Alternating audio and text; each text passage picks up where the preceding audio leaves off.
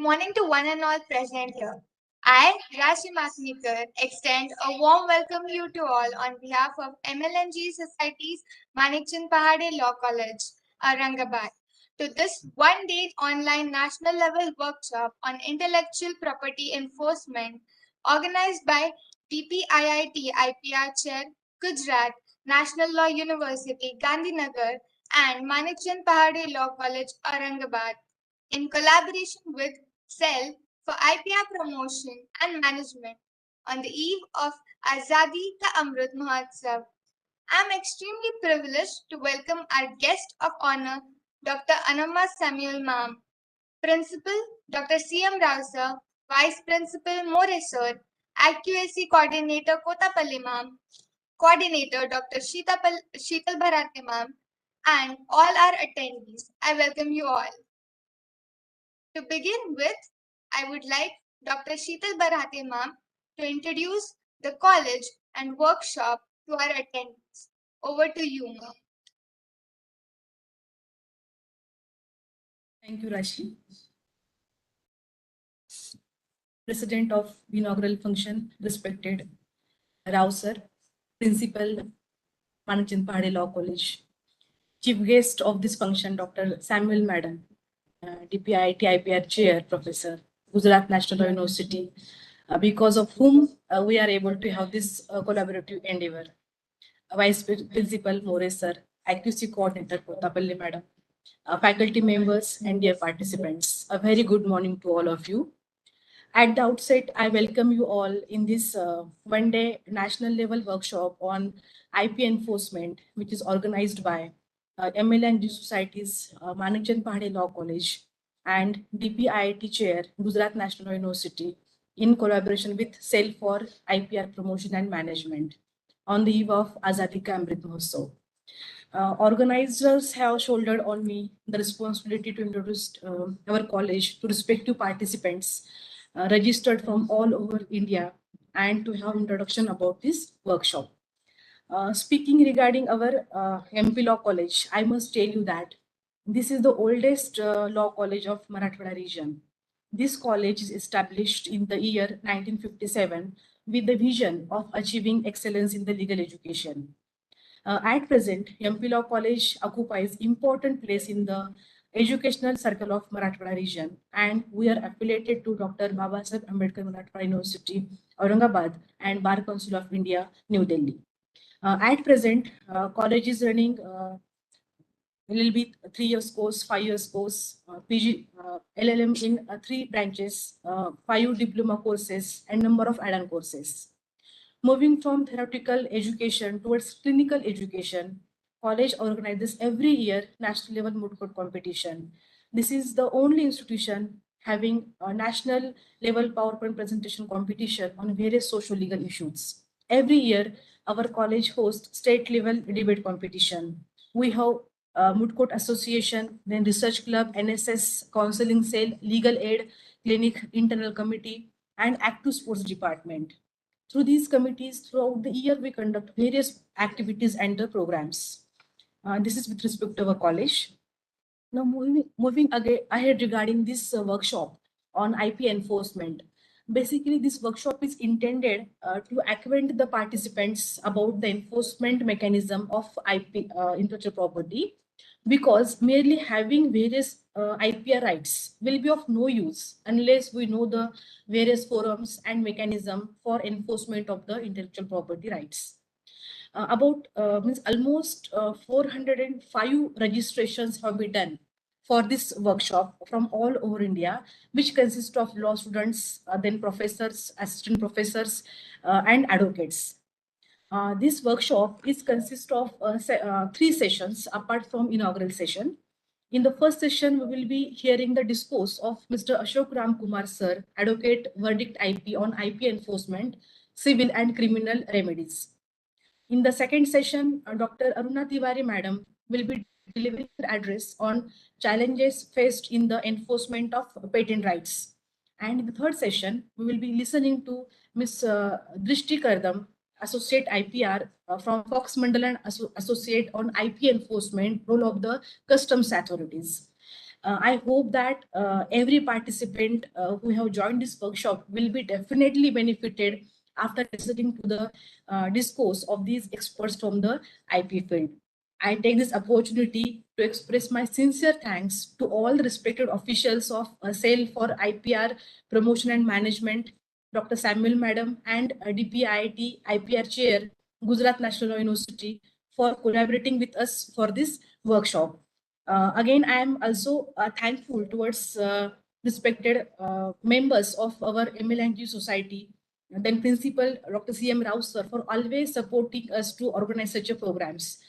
Thank a big thank you to all the dear participants for giving such a huge response for this workshop. With this brief introduction about the college and this IPR workshop, I will stop here. Thank you to the organizers for giving me this opportunity to have few words with you. Thank you, one and all. Over to you, Rashi. Thank you so much, ma'am. Now I would like our chief guest, Dr. Anamma Samuel, ma'am, DP, IIT, IPR Chair, Professor, GNLU, Gujarat. Ma'am holds a PhD degree in Intellectual Property Law, LLM in IP Law, and BA LLB honors. She has 8 years of teaching experience and 13 years of industry experience. Her areas of general interest lie in intellectual property law, information technology law, and competition law. Her current research interest lies in artificial intelligence and intellectual property, traditional knowledge and folklore, and geographical indications. She has authored a chapter titled Rights of Disabled Persons, National and International Perspectives in Sinha M. and Kumar A.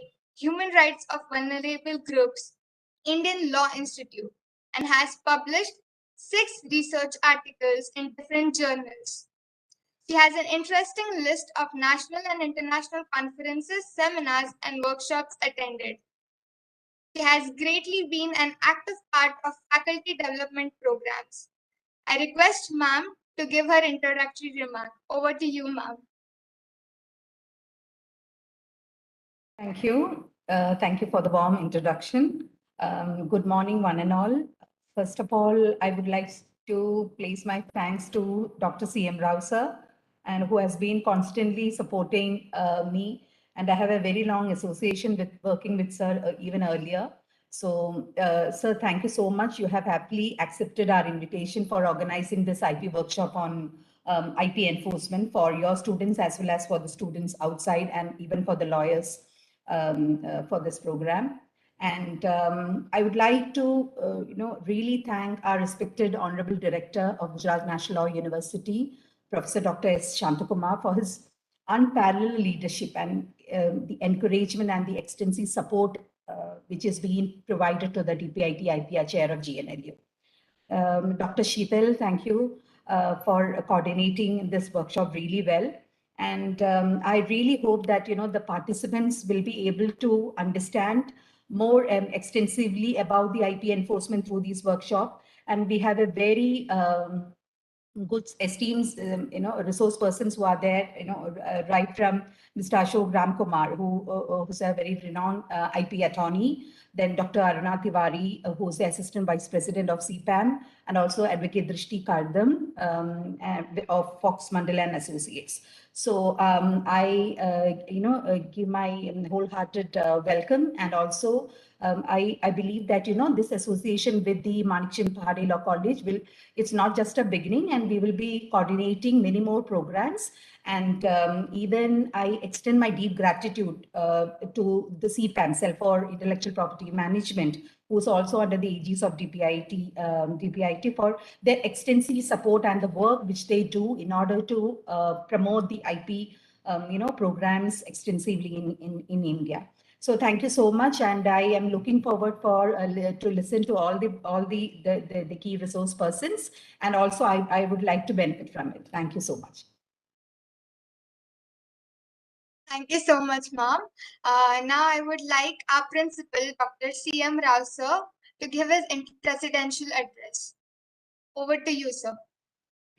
At the outset, let me thank Professor Santakumar, who is behind this particular program who encouraged all of us for conducting a collaborative program with the DP IIT IPR Chair of Gujarat National University and Cell for IPR Promotion and Management CPAN and with MP Law College Aurangabad. As rightly pointed out by Madam, it is a long association with her, and we are going to continue the association through academic dissemination of knowledge to the budding people who are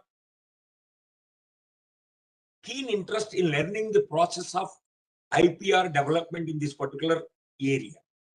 Let me thank the organizers for giving this opportunity, a wonderful opportunity, or an academic feast for the people. So every person knows that there are two types of laws. That one is substantive law, the other one is executive law. Everybody knows IPR, that is substantive law. But what about the executive law? How that particular IPR rights are going to be implemented? So to the best of my knowledge, first time Annama Samuel and CPAM has taken initiative to know how the implementation mechanism of the intellectual property rights is first time taken up by these people, for which I congratulate all the people who are associated with this program. Let me thank Mr. Ashok Ramkumar, founder, senior IPR attorney, Worship IP, for joining us to share his knowledge on the particular enforcement mechanism of the IPR. Let me thank also Dr. Aruna Tiwari, AVP, Assistant Vice President, CPAN, for her participation in the second session. Now, the third one, Ms. Drusti Kadam, member of the Fox Mondal IPR consultancy firm, to share their knowledge, expertise in the particular field, to disseminate the knowledge to the budding lawyers and advocates who assembled, who are the teaching associates, teaching faculty, who are knowing the substantive law, but the implementation of those laws not actually by anyone. First time, I congratulate Annama for taking this and make the particular program for the benefit of all the people who are interested in this program. Lastly, I would like to thank all the participants who joined us, who reposed confidence on us to disseminate knowledge. Knowledge is a washer, but we know a little. Whoever knows something, they are ready to disseminate the knowledge in that particular area. Ashok Kumar is the first person. Ashok Ram Kumar, who is the founder and senior IP attorney, Word Street IP, is taking initiative in the first session to deliberate with all the participants. Not only deliberations, it is a question and answer session is also followed by his deliberation. Try to utilize whatever the doubts that you have, put it in the chat box and take the benefit of his expertise knowledge in the particular area. So thank you very much for one and all for joining us. Thank you. Thank you so much, sir. Since we have approached the end of this inaugural session, I would like to express my gratitude to our guest, Samuel Ma'am, for being here with us, Dr. C.M. Rao sir, Dr. Sheetal Bharate Ma'am, Dr. Aparna Kotapale Ma'am, and More sir, for their crucial role in this workshop. And lastly, our attendees for showing their enthusiasm. Thank you one and all. I request the attendees to stay tuned with us since we'll be starting the first session immediately. I would like to welcome you all to the first session of our workshop. For this session, we have Mr. Ashok Ram Kumar sir as our resource person. I welcome you, sir. Sir will be enlightening us on the topic of IP enforcement, civil and criminal remedies. Mr. Ashok Ram Kumar sir, an attorney with master's degree in IPR, the founder of Verdict IP. He has 32 years of experience in IP litigation, enforcement, valuation, and prosecution at all levels. He has an expertise in litigation at various levels at Supreme Court. Has also handled filing and prosecuting of applications in USA, ARIPO, OAPI, EU, and Southeast Asia. He has to his credit more than 4,000 trademarks, patents, copyrights, and design applications. In addition to the above, he has addressed issues pertaining to IP audit, and valuation for companies for their acquisitions, mergers, and annual assessments. Through InnovaPath, Pathfinders for Innovators, he has led corporate training sessions, lectures on specific IPR and IT issues for various sectors, including business houses, national institutes of fashion technology, CII, APTDC, JNU, JNTU, and NIT, and other government and non-governmental organizations. The other parts of his practice is handling issues pertaining to information technology law, corporate IT security issues, and cyberspace property rights, which includes litigation concerning cybercrimes, forensics, digital footprinting, and analysis. Alacrity of mind and excellent command on English, along with his oratory skills, has helped him tune to himself as a prominent lawyer in Telangana Bar. He is a member of Intellectual Property Law Practitioners Association, International Trademark Association, International Association for the Protection of Intellectual Property, and Certified IPR Mediator from BIMACC Bangalore. It is an honor to have you here, sir. I'm just as excited as all you are, but before we begin, I would like to give a few instructions to the participants. Firstly, we understand that you may have some queries, so we request you to post your questions in the chat box. The queries will be taken up at the end of the session. And secondly, please make sure to mute your mic and video off. With that being said, I would like Mr. Ashok Ramkumar, sir, to give his address. Over to you, sir. Thank you, everyone. Dr. C.M. Rao, sir, Dr. Annama Samuel, and Dr. Sheetal S. Barhate, and Aparna Kotpalli, and Sri Krishna More, and my colleague speakers who are also going to be part of this.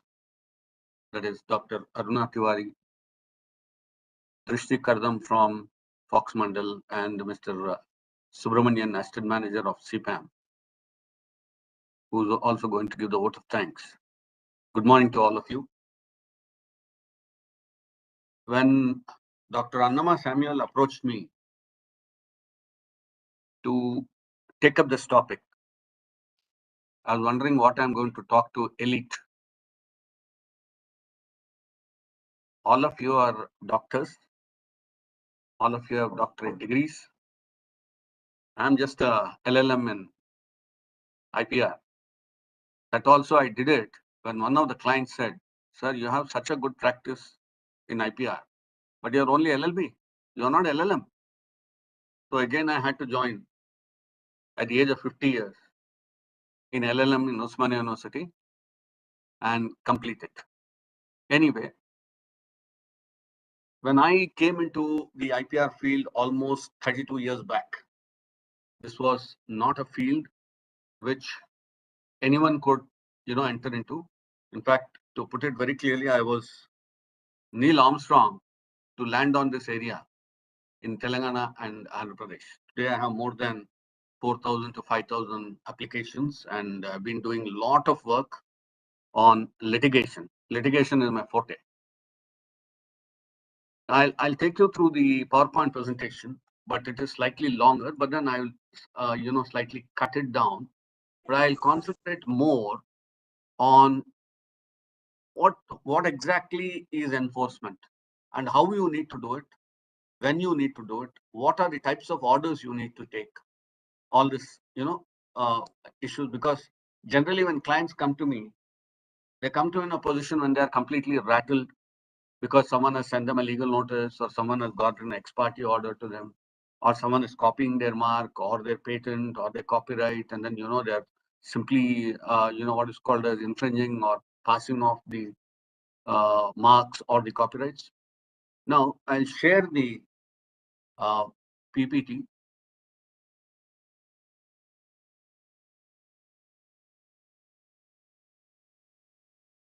Is the PPT visible? Yes, sir.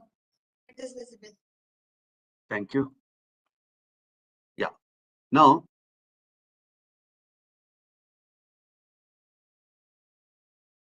like in every act, you have a civil enforcement as well as criminal enforcement. Now, when I say enforcement, it includes remedies, right? Don't think civil enforcement is different from civil remedies or criminal enforcement is different from criminal remedies. The act of enforcing is an enforcement, and the result of such an enforcement is a remedy. Now, if you see, most of you should be knowing what intellectual property is all about. I don't want to repeat all this. Now, IP plays a very important role. Let me be very clear on that. Because today, if you are going to have what is called as protect your IP, right? Protecting your IP is protecting and what is called as an indomitable asset, which makes money for you. Now, any IP is, the way how you bring up your IP is like bringing up your children. Like the way how you give them education, you teach them what to do and how respectful they need to be. Even IP is something like that. You bring it up over a period of time, right? There is a intrinsic value that is always attributed to any IP, a value that cannot be fathomed straight away. That is why you have something called as valuation. Even valuation also does not give you the complete value, the correct value. There's always a difference of about 20 to 25% plus or minus, right? Now, every IP is granted by the government. A trademark is granted by the trademark registry, patent by the controller of patents, copyright by the registrar of copyrights, and so on and so forth. Only in the case of trademarks and copyrights, you can have a common law right? In this country, you don't need to register for a trademark or a copyright. But then why do people register? I will tell you why they register. Insofar as patents and designs are concerned, the very fact that a grant will only run your invention is very important. Only after a grant can you what is called as exploit. And when I use the word exploit, I don't mean it to use it in a bad sense, but commercial exploitation of a patent or a design happens only after you file the application. Now, these are the four important basic IPs that most of us deal with or the general public deals with. Now, history, I will not take you too much, but the first Patent Act came in 150, almost 150 years ago. The inaugural one in 1856, based on the British patent system. That is why, we have this common law, which is very important for trademarks and copyrights, and the statutory law, which is very important for the patents and the Designs Act. Now, what are these types of IPR? Copyright, patent, designs, trademark, geographical indication. So when the intellect is pertaining to something like an expression, it is a copyright. When the intellect pertains to a technology or a process, it is a patent. When the intellect pertains to any sort of a aesthetic, appearance of a particular product, it is designs. When the intellect pertains to a brand, right, identifying the origin of the goods for the purpose of selling the product, it is a trademark. And when the intellect pertains to appellation of, a particular product in an area, it is called as geographical indication. Now, in this country, we have two different types of jurisdiction. One is called as the original jurisdiction, which lies with the high courts, and another is the jurisdiction that lies with the civil courts. Now, Delhi, Bombay, Mumbai, Calcutta, Chennai, and there is one more court is where you have the original jurisdiction. That is, you can go and file an infringement suit or a passing off suit directly in the High Court. Whereas in the rest of the country, you will always have to start with the district court. Now, this is common for all, patents, trademarks, copyrights. You take trademarks 134 or patents, 108 or any other, provision of law, intellectual property law. This is common in all the IP laws. Now, the difficulty which I face whenever I am dealing with IPR, because my firm is a complete boutique IPR firm and we do exclusively IPR. Though I started my career in central excise, customs, foreign exchange regulation, corporate law, all that I did. But when I came to IPR, I thought this was a very good law. And being the first person to actively practice in IPR, especially on the litigation and the prosecution side in Telangana and AP, I had a very good exposure. Now, there are two things that the courts, I don't want to say this need to realize, but I want to say that the courts need to always look for. One is the seriousness of the offense that happens. And second is the state of urgency for grant of an order, right? You had the Bajaj versus TVS case of the Supreme Court, which said that in all IP matters, once an interim injunction is given, then that's the end of it. So when the matter comes up for trial, hearing, and all that, by that time the whole thing is gone. So what the Supreme Court said, it was a sort of a order to all the lower courts in the country, but even today it is not being seriously followed. What the Supreme Court said, they said, in the event, if it is an IP matter, if it can be settled within a matter of 6 months, then it is good for both the parties, right? The matter should be settled within 6 months. This was actually a indirect order given to various courts, but it is not being followed. I use this case left, right, and center whenever I'm arguing cases. Especially when I find that the other person has taken, the injunction. Now, this is what is the judgment. Hearing to be on a day-to-day basis, judgment to be given normally in 4 months. Main fight between the parties only on the interim order. Directions to all courts in the country. Unfortunately, none of the courts in the country are following this judgment. Right? This is proviso to Order 17, Rule 1, 2 of CPC to be strictly complied with by all courts. In fact, they need to have a schedule within a matter of 4 months, right? Filing the written statement, filing the rejoinder, framing the issues, then what is called as examination of the plaintiff's chief evidence, plaintiff's cross-examination, defendant's chief evidence, defendant's cross-examination, arguments, and finally the order. Now, let me take you through the main subject which we have been discussing about.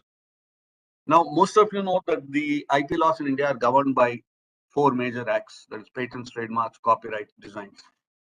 Of course, you have additional acts like the geographical indications, printed circuits, designs, layout, and there are so many other laws. And you have certain unwritten law, which is also the Trade Secret Act, right? And you have lately you have the traditional knowledge. All this, constitute the intellectual property for a country. Now, let me tell you, the intellectual capitalism of the country always will be on 4 pillars. First is invention. Second, the invention and innovation. Second is filing and prosecution. Third is enforcement. And fourth is valuation. Only when all 4 of them run in the same, loop, you will have a successful IP in place. There are 4 pillars. What I told you, 4 different pillars. One is invention and innovation. 2, filing and prosecution. 3, enforcement. And third is valuation, right? If I say that I'm filing the patent to make some money, there's nothing wrong in it. Very good patents can be retirement benefit to the inventor. I have one client who is just about 23 years old, or I think now he should be 28. This happened about 5 years back. who has got patents in at least 6 countries, 6 different countries, and he has what is called as licensed them out to various companies around the world that related to a particular GPS system, which dealt with tracking of vehicles and things like that. Now that is being that's being used exclusively by the truckers in US and in Canada. Now that boy, all he has to do is sit back and relax in his house and simply enjoy the royalty that he's getting. Right? So he didn't go to that position very, this thing. He worked it out. When he came to me, he spent almost 1 year with me before filing a patent. Okay, many of us think, yes, file a patent straight away. No. You need to do a lot of study before you file the patent. What is the marketability of the product? How successful it can be? What is the valuation that can be given? Can it be sold to another firm only for the purpose of keeping it in there? Nowadays, all the companies have to show what is the intellectual property they have. Sometimes you find a company that is having spinning and ginning, showing that they have an intellectual property in pharma because they buy it from someone and then they say this is what is the. So these sort of steps have to be seen, and then they will have to be enforced for you to have a very successful IP. And let me tell you, intellectual property is that asset which goes on giving you returns, right? Patent for 20 years, trademark every 10 years, copyright lifetime of the author and 60 years later, right? So it goes on only in the case of Rabindranath Tagore's work. The government made it to 70 years or 80 years, I don't know how much it was, but 70 years, I guess. But for the rest of the thing, it is lifetime of the author and 60 years later, right? Now, why do I need to think of an enforcement, right? Why do I need to actually say I need to enforce my right? Now, trademarks and copyrights, you have common law rights. That is, in trademarks, if you have a prior user and you have not registered the trademark, based on that, still you can go to the court. And a common law right is more powerful than the statutory right? That is why the essence of Trademark Act is prior user is a powerful user than a registered user. That is the essence. Now, many of you would have read Sulochana Bai versus Syed Moinuddin in the Supreme Court judgment, which came about 5 to 6 years, back, which is an authority on what is prior user. How do there? It was a different proposition where there were two registered owners of a mark. So how do they deal with each other, right? So you have certain provisions of law, section 28(3) under the Trademarks Act, how it was done. If you read the judgment, it very clearly gives the thought process saying that what is a prior user and what is a registered user, right? And quite recently, I think about not even 3-4 months back, you had this Renaissance Hotel, right, which was pronounced by the Supreme Court Justice Nageswaraw's bench. It is a very exhaustive judgment. I think every IP lawyer needs to go through it, where they have reiterated various case laws. Ruston Hornby, then there are 2 or 3 very important cases which I generally use. All those have been reiterated to say that once a mark is registered and once the defendant's mark is similar to the registered mark, injunction automatically has to be done. There are some judgments which say even if the copying is not deliberate, still injunctions have to be given, right? And issues like,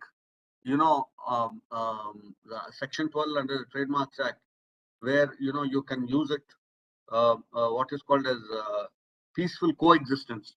Even there also the courts have said the coexisting, claims have to be looked into, and it cannot be just granted because there is a provision of law, right? Now, when I file for injunctive relief, I basically seek for 3 important prayers. The first is an injunctive relief. Injunctive relief is to say, injunct the other person from using a similar trademark phonetically, deceptively, or confusingly, or using a trademark with a suffix and a prefix, right? That is insofar as patent is concerned. Injunct the third party from manufacturing a product for which a patent is there, or adopting a process for which a patent is there, insofar as Patent Act is concerned. Insofar as copyright is concerned, injunct the party from displaying the product or hosting the movie onto a YouTube channel and things like that. You will have various issues. Only in the Designs Act, you call it as piracy. You don't call it as what is called as infringement. So in one matter where I dealt with, it was a very huge matter for one oil company product, which is called a natural.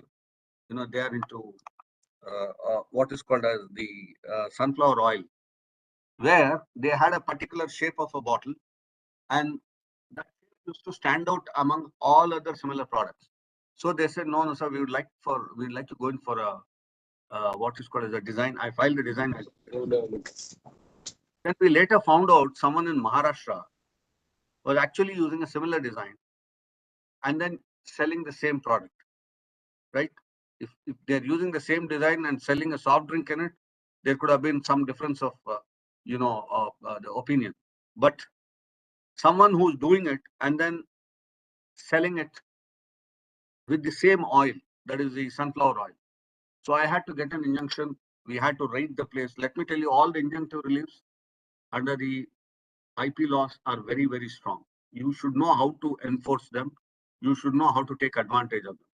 In this design matter, I had got an order saying, yes, they have a design, so it is piracy. Then subsequently, I had a commissioner appointed.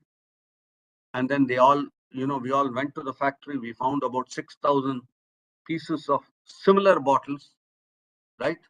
Then how do you stop it? You can't this thing. So again, I seized the material. I had them put in a place. Then I came back to the court. I filed a second application saying, since these are plastic bottles, they can be recycled by chipping them. The order was given to me, and then we went back, seized the material, chipped all the 4,000 to 6,000 bottles, and then it went for recycling. Similarly, I don't know how many of you know, there's a very famous brand of biryani in Hyderabad called as Paradise Biryani. So I had actually filed about 11 to 12 suits in the Secunderabad District Court against various infringers across the country, not just in Hyderabad, but across the country. Noida, Bombay, Mysore, Bangalore, Jaipur, Vizag, all areas. I got an injunction order in all of them, and in all of them I got commissioners appointed. Commissioner is the officer of the court who has to undertake the orders of the court. Now the commissioner was asked to go to all these places, pull down the boards, the board which is there, and they had to seize material. Material could be anything. Material could be the bills. Material could be, the covering, packaging, and all that. Except that they could not seize biryani, right? I have a right on the brand Paradise, but not on biryani. So it was given, and we did it very successfully. Similarly, in various other matters like Jindal Steel, then in Tata matter, in Reliance matter, we went about filing various suits, and then we were able to get the relief, and then we were able to enforce it. Now, enforcement is to prevent an action or stop an action that harms or violates someone's rights. This is very important, right? When you say prevent an action, is before the action occurs, which is a quod timet order. Most of you should know this. Quod timet order is an order given by the court when the plaintiff is able to tell the court, look, if you don't give the order, tomorrow they are going to launch the product and there is going to be a violation of my IP. So prevention is a quod timet. Stop an action is when the action has actually started, right? When they have started what is called as violating. Then you go ahead and file and say, look, give me an order to prevent them from producing the similar product, adopting the same process, or what is called as adopting the same trademark, things like that. So all injunctive reliefs are either preventive in nature or they will have to stop. That is something already happening.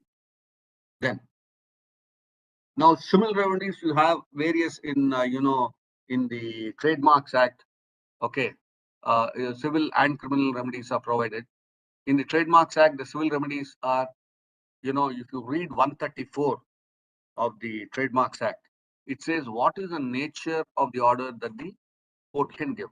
See, the intellectual property law is a very special law where the courts themselves have been directed to say this is the sort of order you need to give. Right? Now, if you take Trademarks Act, injunctive relief, ordering of accounts, right? Stopping of sale of property, all this will come in that same provision. So it is very easy. Injunctive relief can also be an ex parte order, right? It is very easy for the court to what is called as move around in the four corners of the prescription that is given under the 134 section 134 of Trademark Act. Similarly, 108 of the Patents Act, right? Though enforcing a process patent is slightly difficult because process patents are weak patents. Product patent is very, very, very, if you get an injunctive order, it's a very strong order. Similarly, copyrights as well as, designs. In copyrights, the enforcement structure in India, though the law, let me tell you, the Copyright Act, Indian Copyright Act is one of the most strongest act in the world. They have been drafted so very perfectly. But where does the problem lie? The problem lies in enforcing it. So I go to a police station and then I say, look, someone is playing my music. They need to immediately go and stop it. But lack of knowledge. See, the most important thing, the actual impediment I face whenever I'm arguing these matters is lack of knowledge. Right? I'm sorry to say this also happens with lower courts. Though high courts are very good at this, the lower courts lack knowledge in IP. So sometimes they don't even know what is what. In fact, when I was arguing a matter in Madhya Pradesh in one of the district courts in MP, after almost about 1 hour of argument, the judge sitting there said, Ramkumar, why don't you get a trademark for your patent? So I didn't know what to say. So lack of knowledge is not only, lack of knowledge is not only a matter of concern, but lack of knowledge sometimes sees that you don't get the appropriate order. Then, now you have criminal remedies in Trademarks Act, you have Copyrights Act criminal remedies, but unfortunately, Patents Act does not have criminal remedies. Criminal remedies not in the form of getting an order from the court. Criminal remedies in the form of filing complaints with the controller when you claim that a certain patent is registered when it is not. That could be a criminal proceeding. Similarly, 107 under the Trademarks Act, where you claim that a particular mark is registered when it is not registered, there the registrar has to file a complaint. In fact, I had dealt with almost about 7 matters where I had to bring the registrar to the local court in Hyderabad, and the registrar had to file a private complaint against that party. Right? So these things, you'll have to go through the provision of law. Without reading the provision of law, you will never get to know what exactly the law prescribes and how do you take advantage of it. When I say take advantage of it, it is taking advantage of it legally, right? Then, following are the types of civil remedies: passing off infringement, groundless threat of legal proceeding, injunction, damages, award of costs, rendition of accounts and profit, delivery up, and tracing orders. Right? Passing off, to put it in very simple terms, happens when you don't have, when your mark is not registered, trademark is not registered, and someone else is copying. So it becomes a passing off. The disadvantage in a passing off is, if you read section 134, it very clearly says when the trademark is registered, then the registered owner can initiate the proceeding at the place where he is ordinarily residing or carrying on his business, right? Whereas in passing off, it is not so. In passing off, you need to go to the place where the passing off is happening, and then you need to file the what is called as the proceeding. Then infringement is for a registered mark, infringement of a patent. There cannot be a passing off of a patent, infringement of a patent, infringement of a copyright, right? Now, I told you at the start of the thing that you don't need to register for a trademark or for a copyright in India. But then why do people go for registration? Now, let us take the example of copyright. Why do people only go for registration of a copyright, though they can enforce it? There are two advantages when you register a copyright in the country. The first thing is you have identified your work and you have applied for it. So you know what is the four corners of your work. One. Two, when your work gets into trouble and when you want to file a particular application or say an infringement in the court, all you need to tell the court is what has been copied from you, because you already have a certificate, copyright certificate, which says you are the author, you are the owner of the work, you are the proprietor of the work, right? So infringement is a statutory remedy, while passing off is a common law remedy. Always remember this. Infringement is a statutory remedy. Passing off is a common law remedy. Then groundless threat of a legal proceeding. This is a very rare provision of law, which is actually against the principle of IP. Now, groundless threat of a legal proceeding becomes very imminent when someone issues you a legal notice, and in the legal notice, he threatens to take a legal action. But you find that whatever as he has stated in the legal notice is not correct, and then you are not doing any infringement or passing off or anything. So it becomes a groundless threat. It is a groundless threat issued by the person who is issuing the notice. Groundless threat of what? Groundless threat of a legal proceeding against you. So in a groundless threat, what you can do, you can always approach the court, and then you can ask the court a direction or a declaration that the threat is groundless, and as well as a direction directing the other party not to interfere in the business of the plaintiff or the person who is filing the case. I have done this groundless threat, lots of groundless threats I have done, especially against the copyright societies, the PPL, the NOVEX, and IPRS. Against them, I have done this groundless threats of legal proceeding, and then I got orders. Now, injunction is an order restraining, directing someone to do or not to do something. It's a very wide ambit, but I'm putting it in a very simple term. Injunction is a direction by the court directing a particular person, entity, or any other authority to do or not to do something. That is an injunction. Then damages. Now, damages is a very important part of any suit, right? Now, why do you claim damages? You claim damages because you have the loss that you have undergone, right? And then you want to claim damages on that. But let me tell you one thing, very important factor. Damages cannot be claimed as a matter of penalty. You cannot claim damages because you want to penalize the other party, right? You should claim, whenever you're claiming damages, all damages are subject to proof, which is the most important principle of seeking a damage. Under the Trademarks Act, you can't ask for damage as well as rendition of accounts. Now I'll come to what is rendition. Rendition of accounts is, let us take, I have a brand, someone else has copied the brand and then they've been using it. I don't know how much of damages I can claim. Maybe he was using the brand for 10 years, 12 years, 13 years, or 6 years, whatever it is.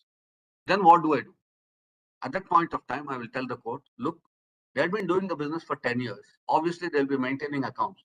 Please see that the accounts are produced before the court. A commissioner appointed will go through the accounts and come to a conclusion. How much is the damage that I can claim? Right? Generally, a very, very intelligent way of seeking some damages for your client is for rendition of accounts of profit. Because once when you do rendition of accounts, you don't need to argue much on the fact that it is a wrong claim or a usurious claim or an inflated claim. All that will be out. It is going to depend on the books of the defendant. So rendition of accounts is a more appropriate way of seeking, relief. Then delivery up. Now, delivery up is very important. Now, what happens in delivery up is you go to the premises of the infringer, you seize all material and see that none of this material, infringing material, gets into the market. Right? I had this case where I appeared for Jindal steel rod. So these people came to me and said, sir, we have one manufacturing unit in Hyderabad which manufactures certain tonnage, but we found more tonnage in the market with the Jindal. So how does that come? So then I had to tell them, look, you better go in for this thing. So they went to every place, they found it, and they found out that Hyderabad was selling almost 6,000 tons more of steel than what was being produced. Then what to do? Already the matter was filed by some other lawyer, and he seems to have told the client, look, you can't get a delivery of order. It is difficult in Hyderabad courts. But I said, let me try it. So then I filed an application before the court. I said, look, this is my difficulty. If I don't seize the material, this material will again go into the market and then it will be sold. So the court agreed with me, and then they said, all right, we'll give you the order of delivery up. So what we did, we split I had about 3 or 4 commissioners appointed. One commissioner went to the registered office, one commissioner went to the godown, one commissioner went to the manufacturing unit, and the third commissioner, he went to certain shops. So we all did the raid on one single day simultaneously at various places, and we were able to see seize about almost 600 to 700 tons of steel, which had the markings of Jindal. That is delivery up. Delivery up is also happens, when we, in this, this Paradise matter, we seized a lot of material, including dies, on which they're printing the plastic bags and the boxes and all that. Then next is a tracing order. Now, tracing order is I will tell you what a tracing order is.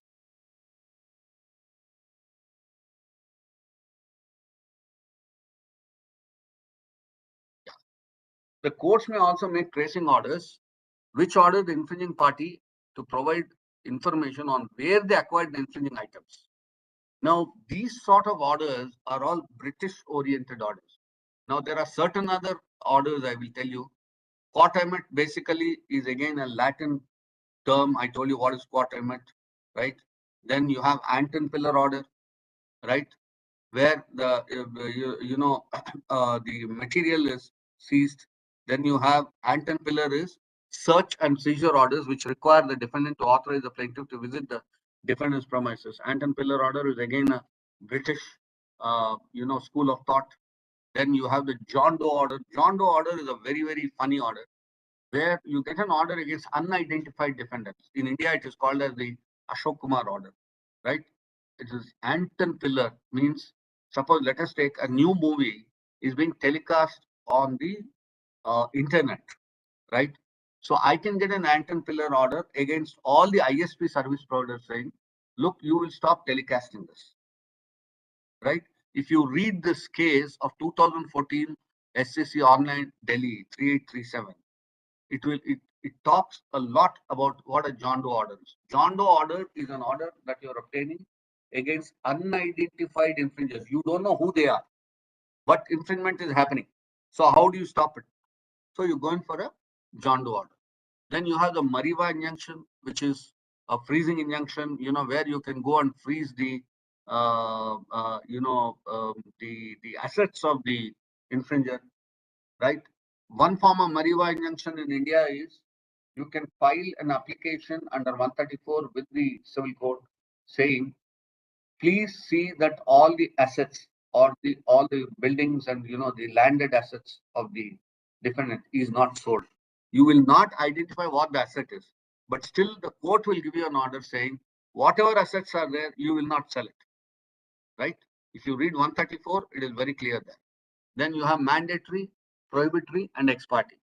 Now, initially, it is an ex parte injunction. Ex parte injunction is where I file a suit, and then straight away I am able to establish 3 very important things before this court. That is prima facie case, balance of convenience, and irreparable loss. If I am able to, show all this to the court will grant me an order. But suppose if I'm not able to convince this, then the court will say, all right, I'm giving notice to the other side, let them come and then let them argue. Then I'll say whether you deserve an injunction, right? So that is a contested injunction under Order 39, Rule 1 and 2. Order 39 is the provision of law under the CPC.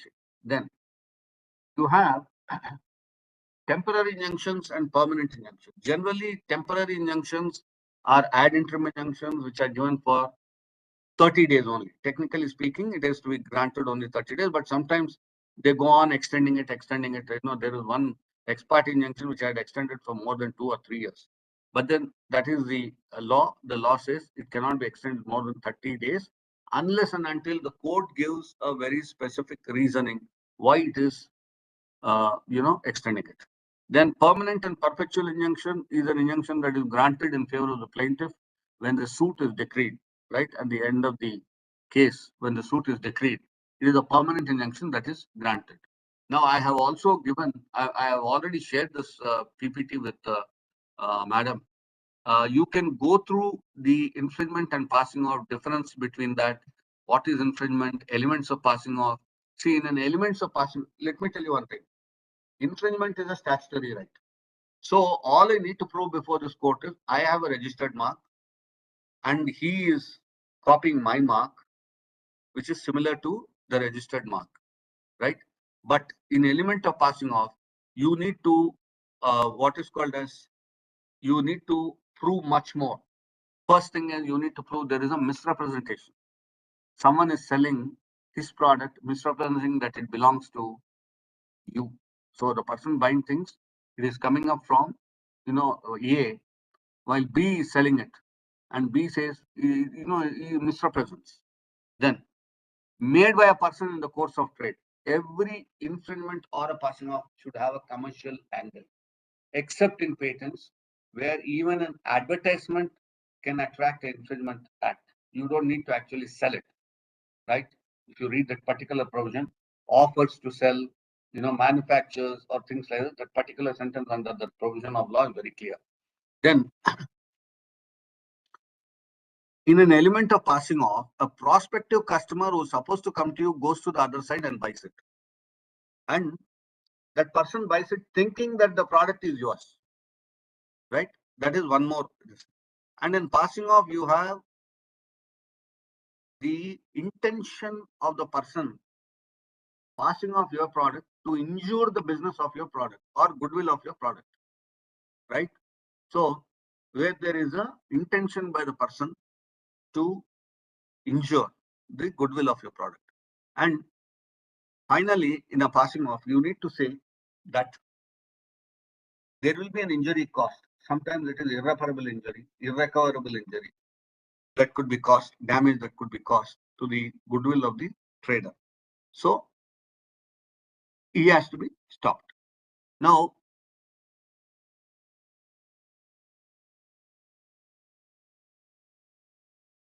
now criminal remedies.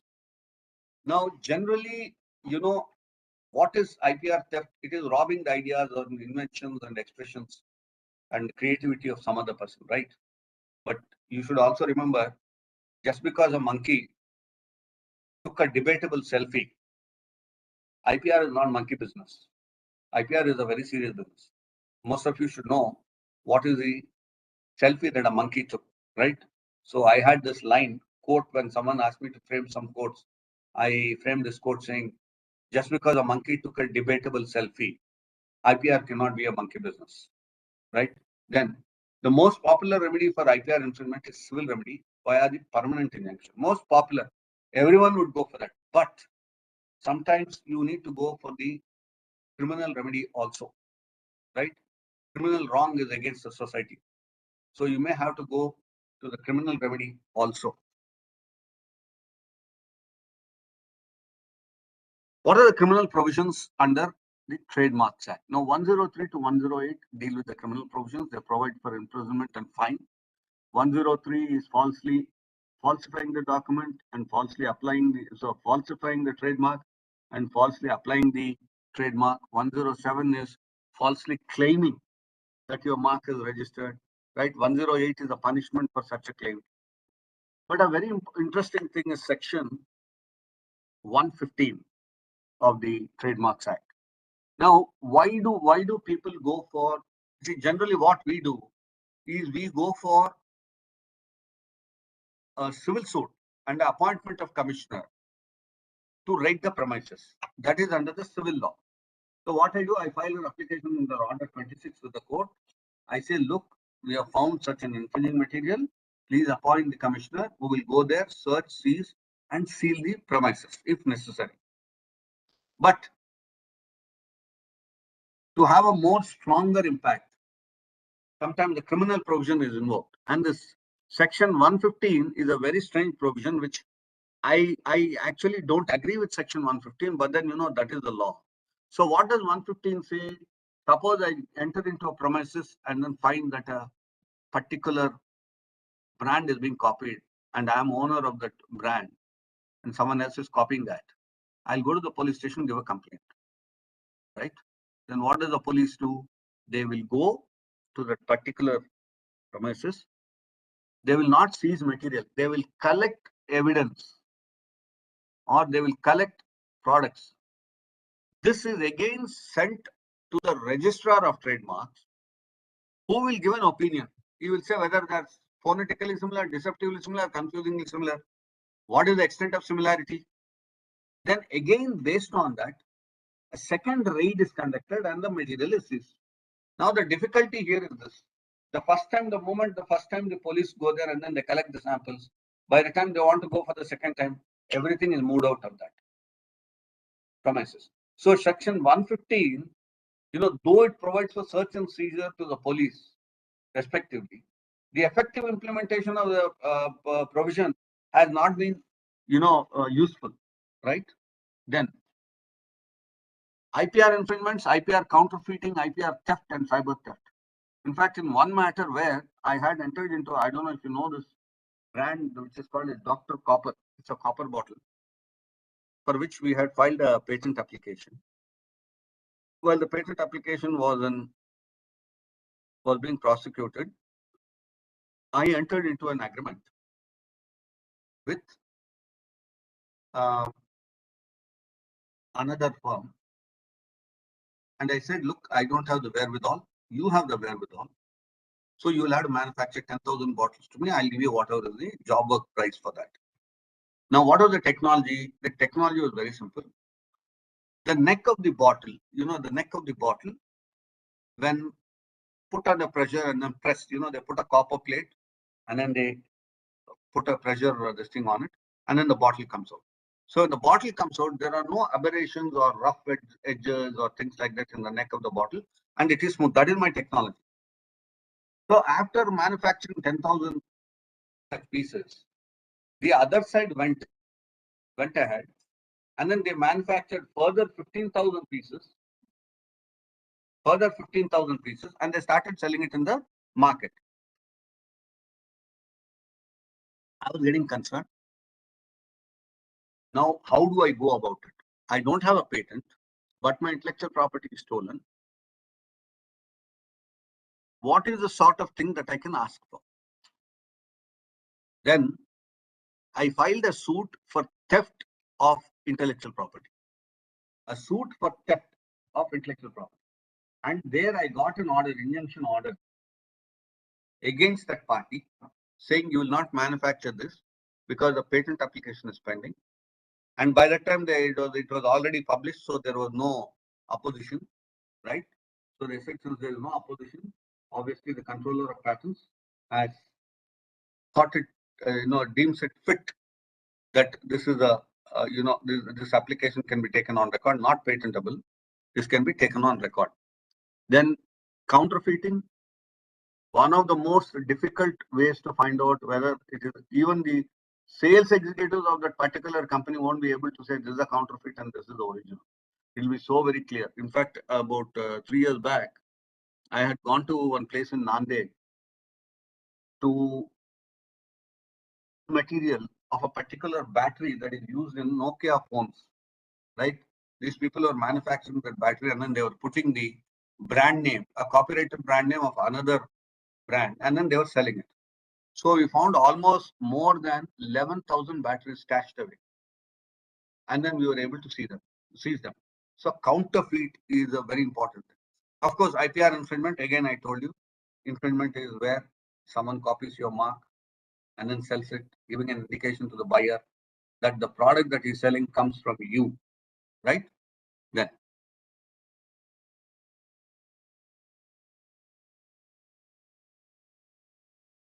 yeah, this is one very important issue which I wanted to discuss.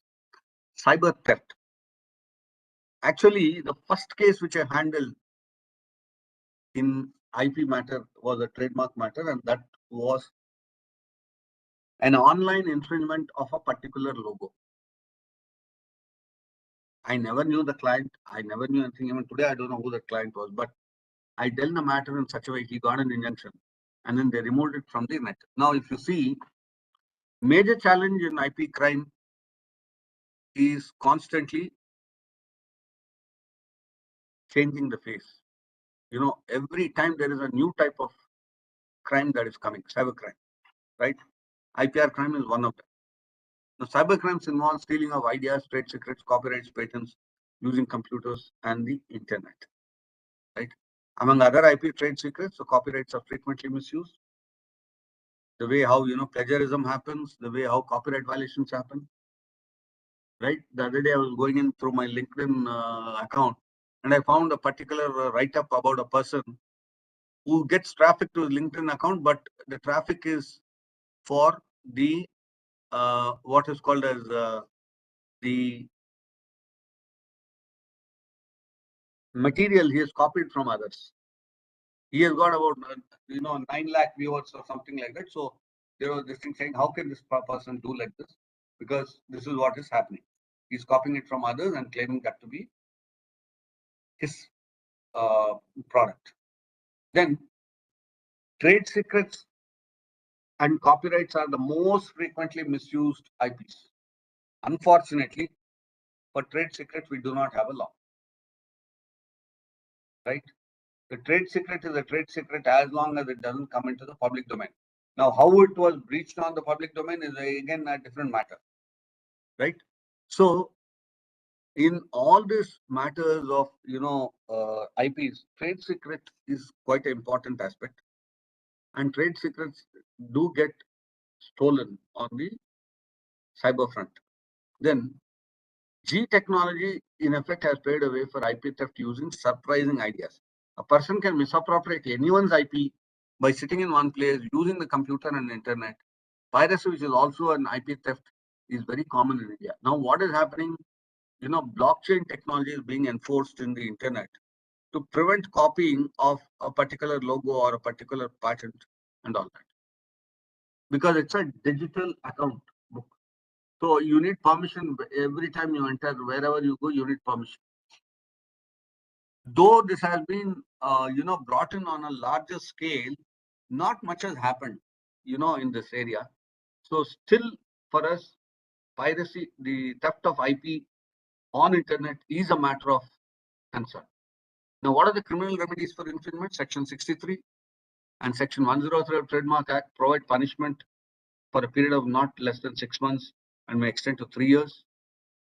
Right? Indian Patent Act considers falsification of entries in the register, claiming patent rights under unauthorized way, that is triable under the criminal law.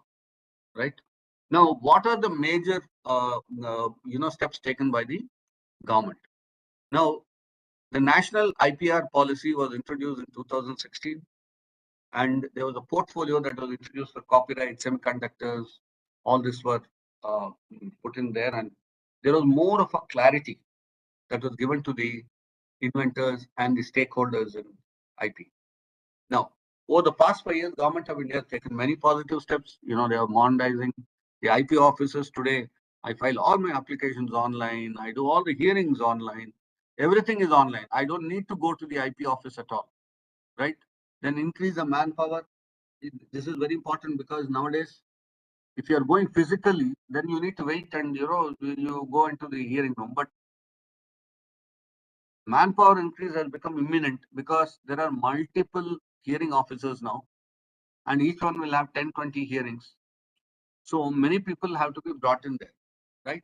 Then you have the e-filing of applications. Then you can take online receipts. You can take online certificates. Now certificates are also not sent. No hard copy certificate is sent. Everything is online. You get the certificate online. You take a color printout of it. It is a valid certificate. Then DPIIT measures. Yes, this I think people will talk about it. And the cases, certain cases I wanted to discuss as a matter of ending this session. Whether the author of the work, even after assignment of our work, will have special rights to claim authorships in his work provided under Section 57.1, Sanjeev Pillai versus Venukunda Pillai and another, right?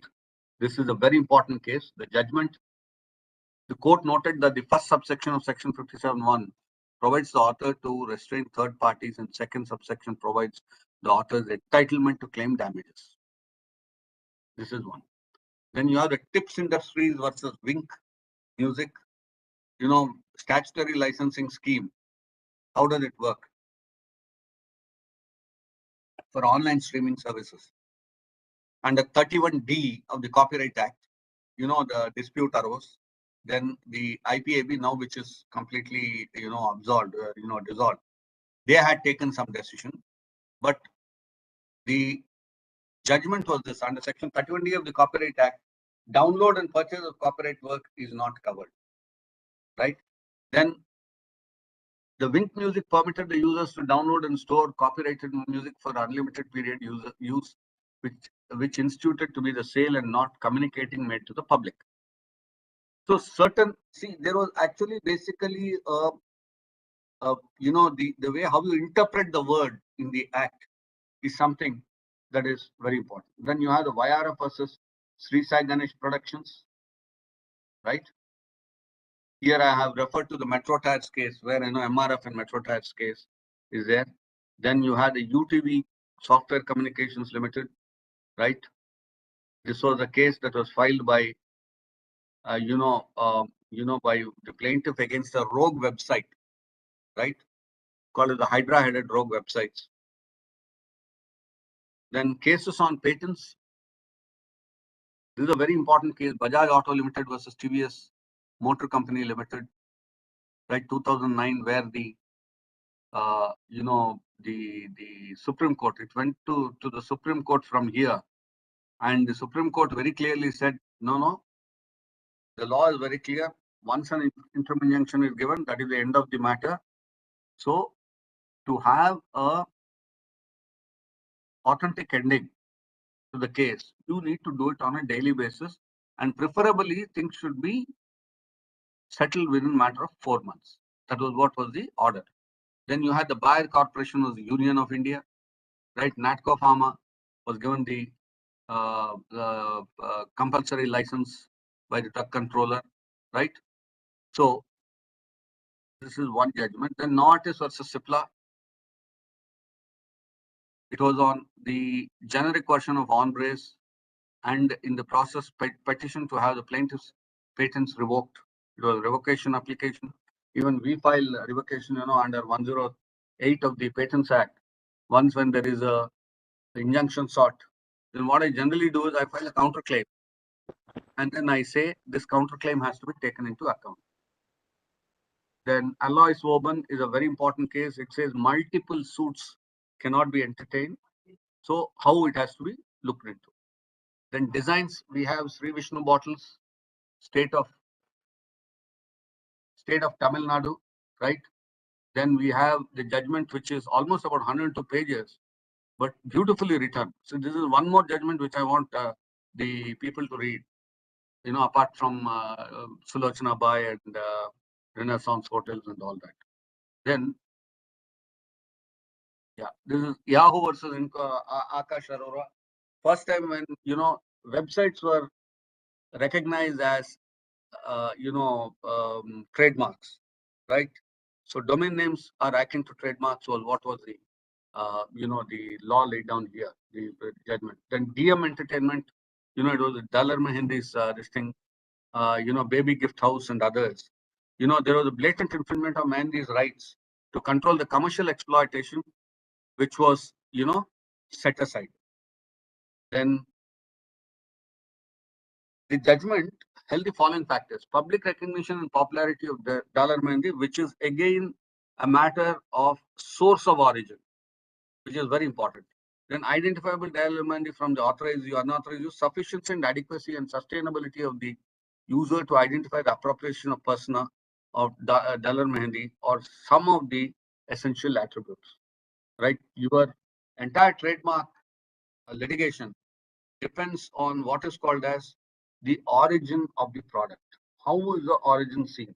And how is it that the action of the defendant disturbs this origin? But then you had the Coca-Cola company and Bisleri, right? Which is a very famous case. Cadila Healthcare and Cadila Pharmacy, right? Now, these are some of the judgments which, I wanted to share. And yeah.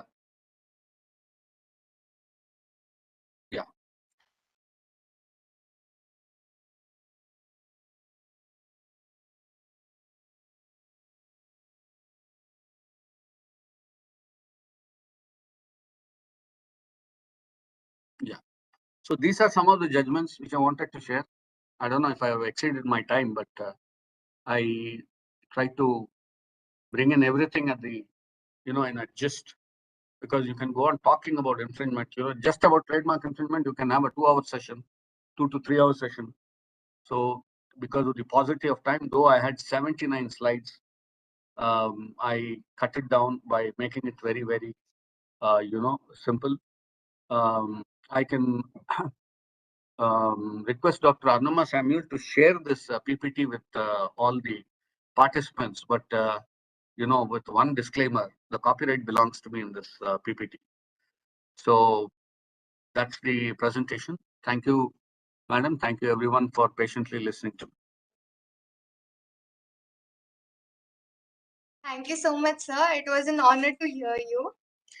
With your permission, I would like to take up a few questions. Definitely, definitely. I'm willing to answer.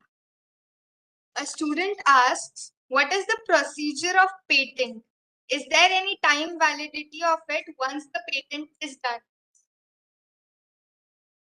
See, the procedure of patent is, it is slightly a long procedure. Suppose I find that I have an invention, I want to go for a patent. What I do is I do a prior art search to find out no similar patent is existing or no similar technology is existing, either in patented literature or unpatented literature. Then I file the patent application. Then I seek for publication. Then I seek for what is called as request for examination. Then the matter comes up for examination. The FER is given. I reply to the FER. So it is a process, and the patent is granted for 20 years from the date of the application, not from the date of grant. So suppose I file application in 2000 and my patent is granted in 2010, I'll have only 10 years to exploit the patent under the tag of a registered patent, right?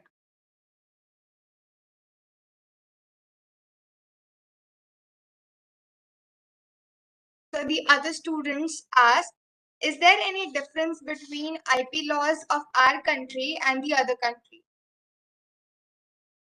Not much of difference, I should say, because insofar as trademarks are concerned, we follow the EU IP, that's the European Union Intellectual Property Office,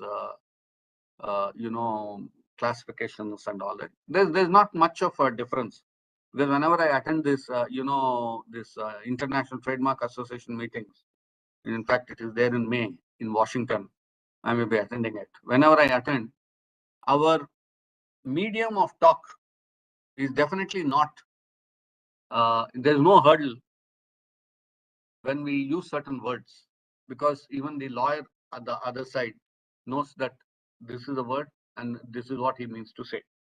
So to put it in a very distinct, there are 3 laws in this world which have commonality amongst nations. One is the Arbitration Act, second is the Intellectual Property Law, and third is the Mediation Law.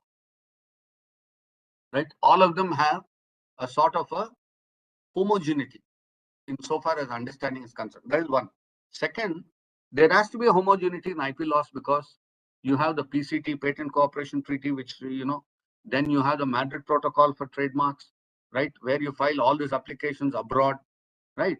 So there has to be a uniformity or what is called as a gelling of the laws between the two countries, so that, you can understand this. Not much of difference is my answer for that question.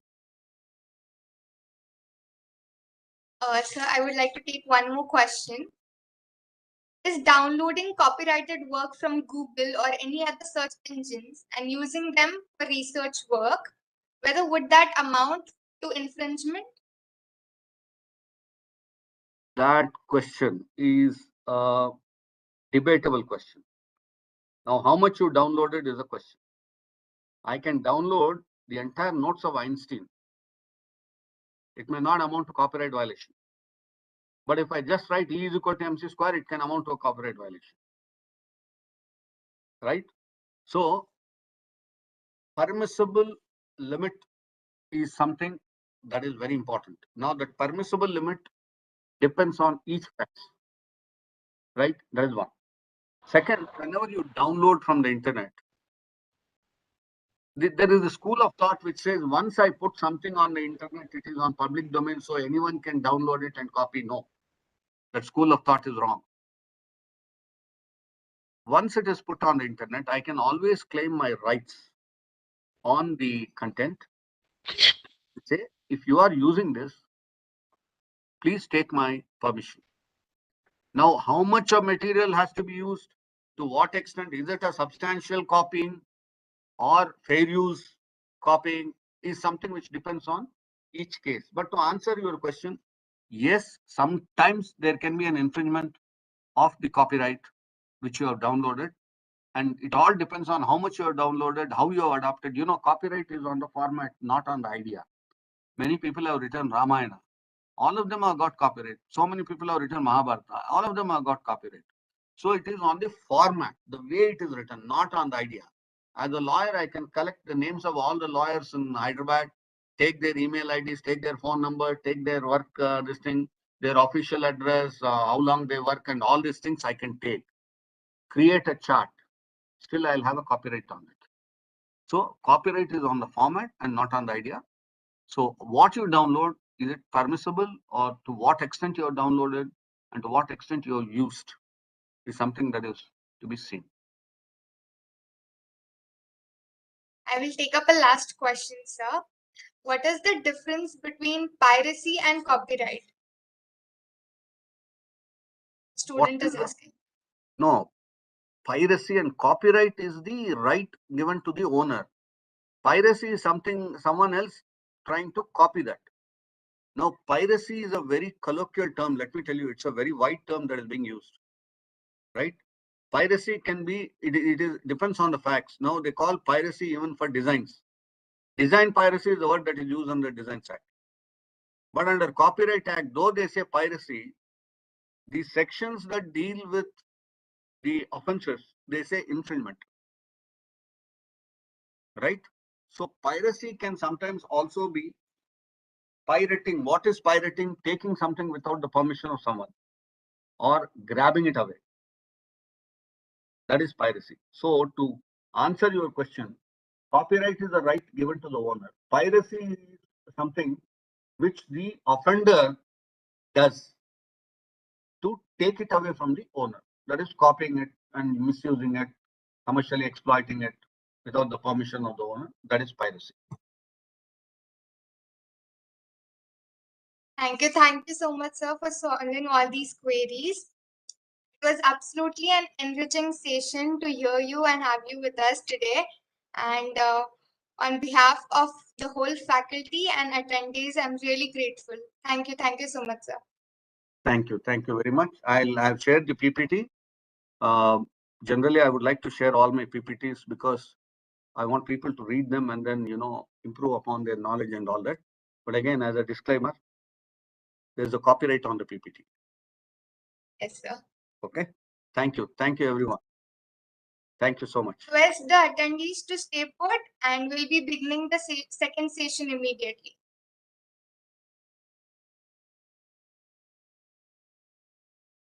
I welcome you all to the second session of today's workshop. And for this session, we have Dr. Aruna Tiwari ma'am will be joining us as our resource person. I welcome you, ma'am. Ma'am will be enlightening us on the topic of challenges faced in enforcement of patent rights. Dr. Aruna Tiwari, Assistant Vice President at Cell for IPR Promotion and Management, DPIIT. She has a PhD in Life Science from Patna University. She is also a registered patent agent at Indian Patent Office. She received her IP-related training at CSIR under WOSC scheme of TIFEC. She has worked for a year at ICMR. She worked for TIFEC in the capacity of IPR scientists for 2019 to 2021, where her responsibilities include patentability searches, handling filing, prosecution, post-grant management of patents, and other IP applications received from academia and government institutes across the country. She conducts several seminars, workshops on IP awareness as part of TIFIC team. She has been a speaker in seminars and workshops conducted by TIFEC as well as by others. She has also received 2 weeks training in IP commercialization at USA in 2013. It is a pleasure to have you here, ma'am. Before ma'am begins, I would like to repeat the few instructions I have for attendees. Firstly, we understand that you may have some questions and we request you to post them in the chat box. Secondly, please make sure that the mic and video is turned off. With that, I would like Aruna ma'am to take over. Thank you so much for the introduction and inviting me for this session. Am I audible to all? Yes, ma'am, you are audible. Are you able to see my slides?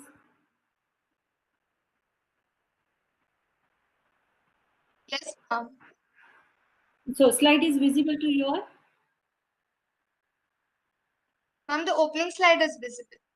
Opening slide is visible. Okay, thanks.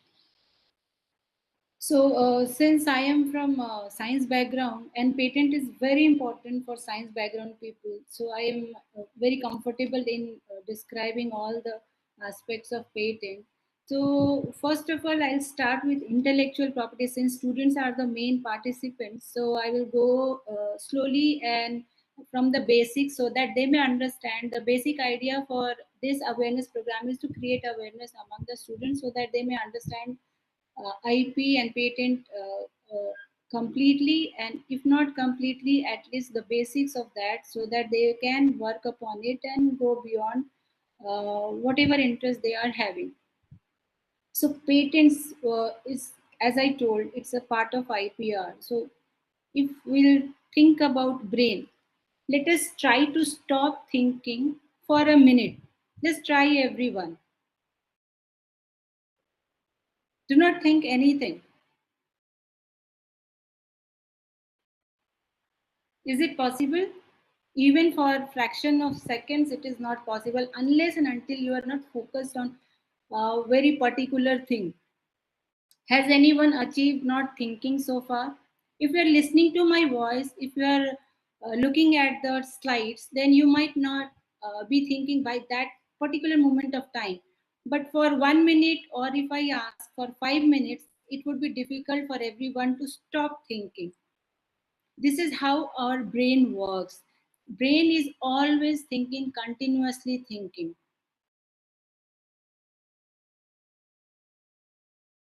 So this is how our brain works. It goes on thinking and thinking, be it a useful thought or a useless thought. Is my second slide visible? Yes, ma'am, it is visible. Okay. So this is how I had tried to depict the face of a person and thinking mind. So you, as I told, everyone keeps on thinking and thinking. That thought could be a very good, creative, constructive thought, or it could be a destructive or useless thought. So we are in this session, we are not interested in the useless and destructive thoughts. We are interested in interesting, useful, constructive thoughts. So whenever a constructive thought is in your brain, you try to come up with any solution to any problem. If given solution problem at your hand, or given by your teachers, or in house, or if you are preparing any project, you are coming across any difficulty, you try to overcome that difficulty through your any solution, be it small or big, irrespective of that. Whatever you provide a solution, that is a creation. If it is expression, if you are very angry or in a very upset mood or very happy, and you create something which is just expression of your thought, that is intellectual property. And when you create any product or a process, that is also an intellectual property. So whatever I told right now, any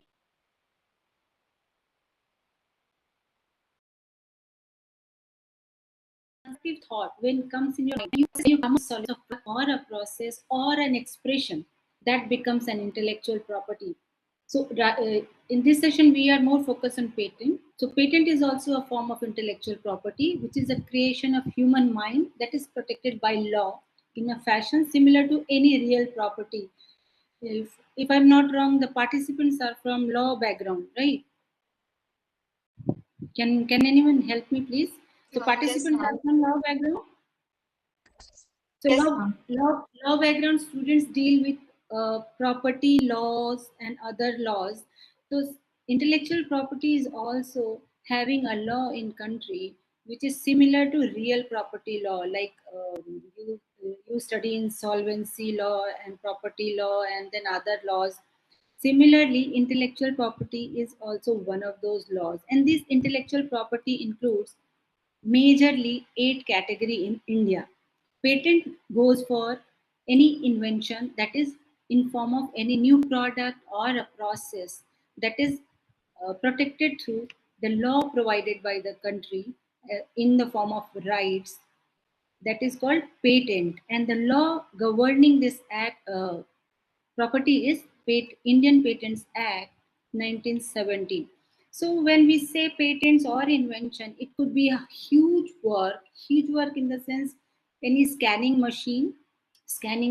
When I say, it can be ultrasound machine, it can be other machines which is used medically in medical colleges and hospitals. So it could be that huge.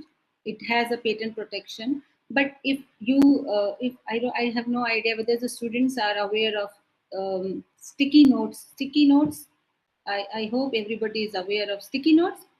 Can anyone help me, please? Sticky notes, do you understand what sticky note is? yes, ma'am. Absolutely. Can you define, please? Just for other participants. Sticky notes are just small notes to remember Hmm. points. Okay, thank you so much for helping me out. Basically, sticky notes have some glue or sticking material at one end of the paper, and rest the paper is free to use it by writing or something. Even small sticky notes could be very small, even of your finger size or smaller to your smaller finger, and it could be a little broader as well. So what I was trying to convey was that patent or invention could be that small that a small paper with this glue at its end could be a patentable candidate, as well as huge gamma ray machine and other machine, even space shuttles, could be one of the patented articles. So never think of that your work or your solution, whatever you are coming with, is small or big. It could be a patentable candidate and it could have a huge application. Even I'll give some example of patents. Safety pin, whatever we use, it is a patentable candidate. And needle to sew clothes, that needle is also one of the patentable candidate, no, sorry, patented candidate.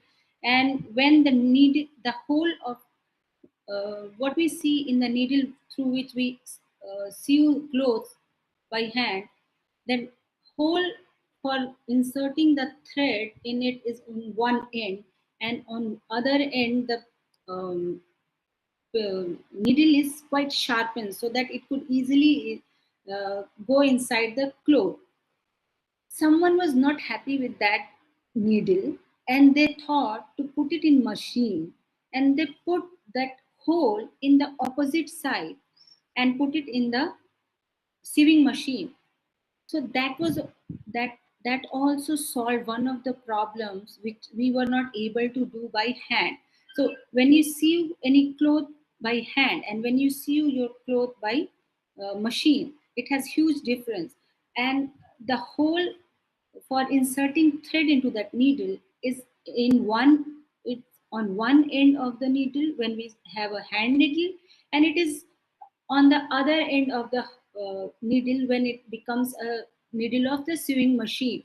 So you can understand that how important your small contribution could be, that putting a hole from one end to other makes entirely different impact on the not only the individual but the society as well.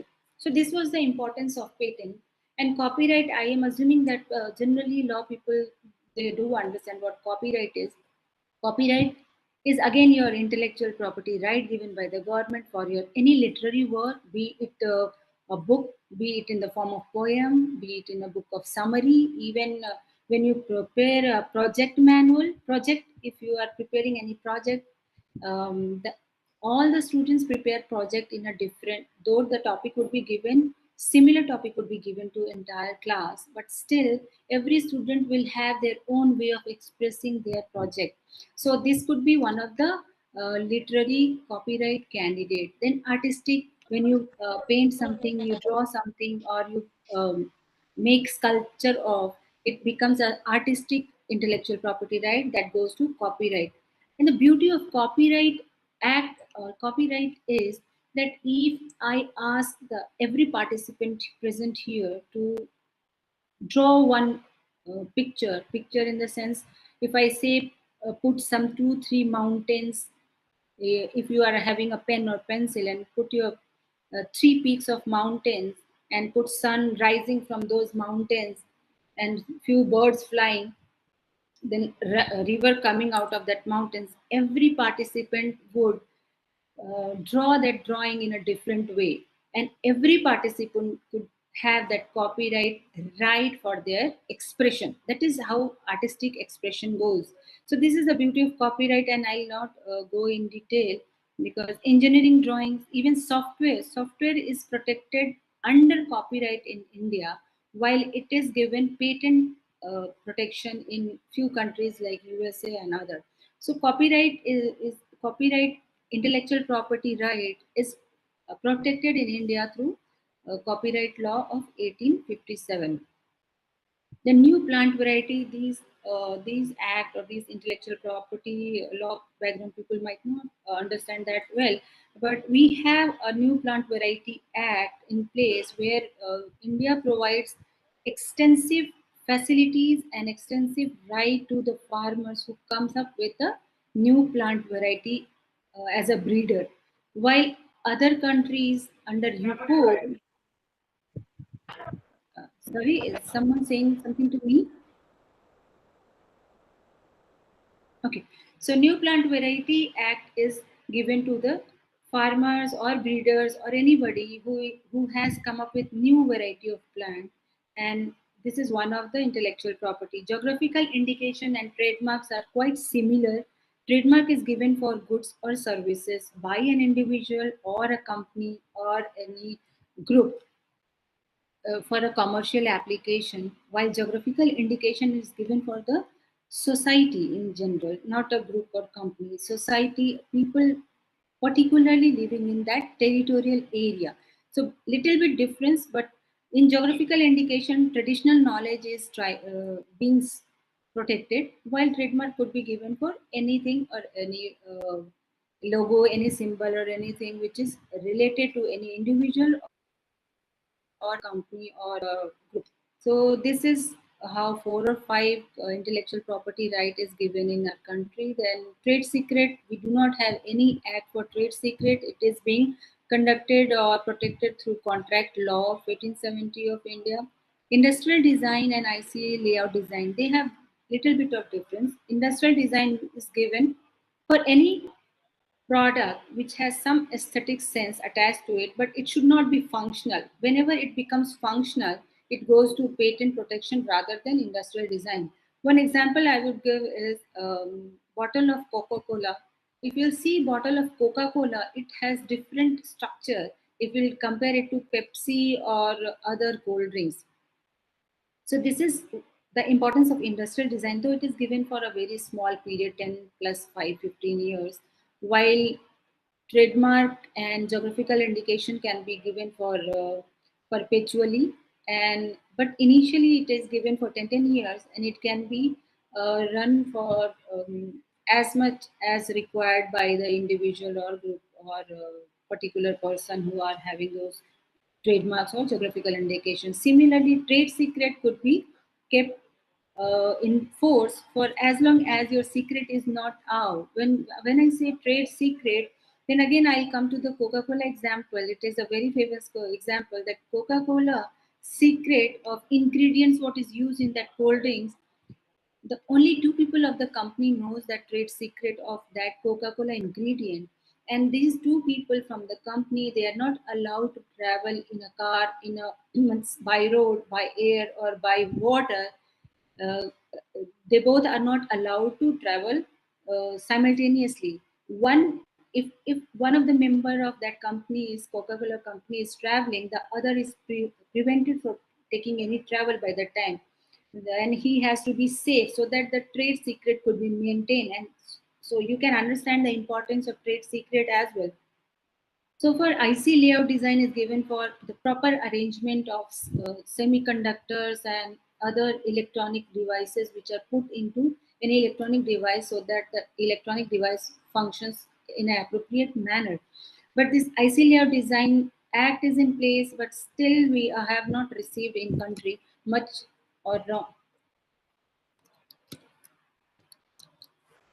Sorry.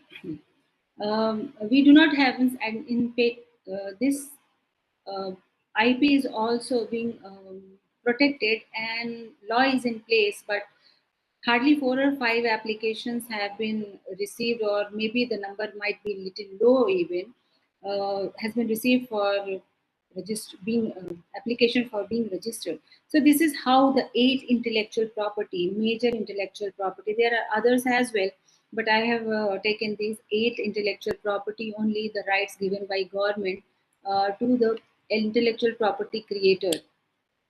Then I have taken few examples, whatever I have described in my previous slide.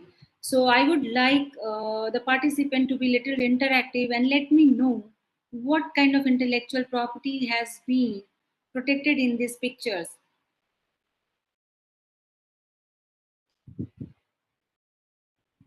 Am I audible to everyone? Yes, ma'am. So please quickly, because the pictures are in itself depicting what they are, what intellectual property they are having. I just want to understand how much understanding the participants, especially students, have regarding intellectual property rights. I am expecting quick answers. First one is copyright. Very nice. Third one is patent. Okay. And let me, ma'am, think over it. Any First other one is answers? trademark. Trademark Fourth for one which is one? for the third one. Okay. And second one is artistic work. Yes. Fourth, So it might fourth go one to. is So artistic work is protected through which of the rights? ma'am, copyright. Very nice.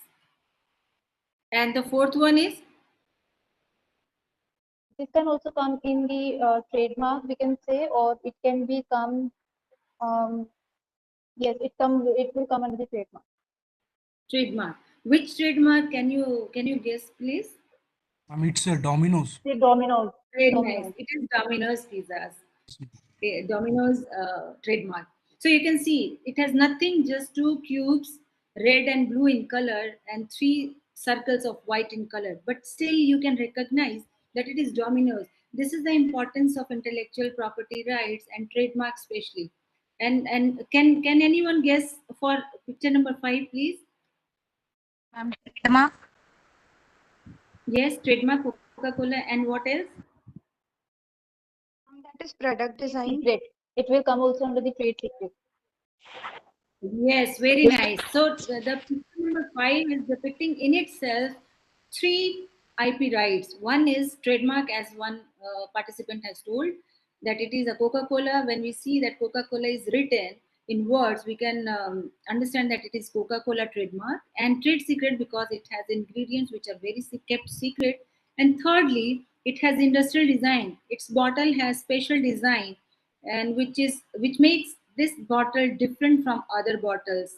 Now, thank you so much all the participants for helping me out so that I may understand how much you know about intellectual property. So first one is picture, a very famous picture of Mona Lisa, smiling picture of Mona Lisa. So it is an artistic work and expression, what I said in my very first slide, the expression of your thought, whatever thought is coming in your mind, when you put it into expression, that can be constructive, destructive. When it is constructive, a beautiful picture comes out. In case of Mona Lisa, it is given a copyright protection. When we go to the picture number 2, it is a sculpture, again expression of your thought process, and it is given a copyright protection. And when we go for trademark, everybody knows that it's Domino's, Coca-Cola. I just now explained. Now I'll come to the picture number 3. In picture number 3, there are more than one property, intellectual property rights. One is Apple.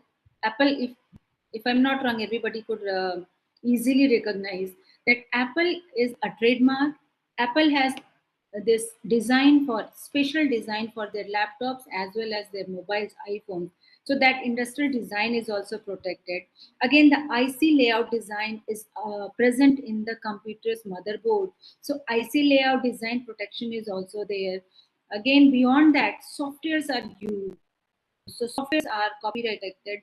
And beyond that, the technical feature, the functional feature is available, which makes Apple separate, different, distinguished from other mobile phones or laptops, all because of their functioning. Because whatever is known that Apple laptop and Apple mobile phones, they do not get infected by viruses easily. So there is some functionality attached to it. So why I am describing this? It's the importance of patent.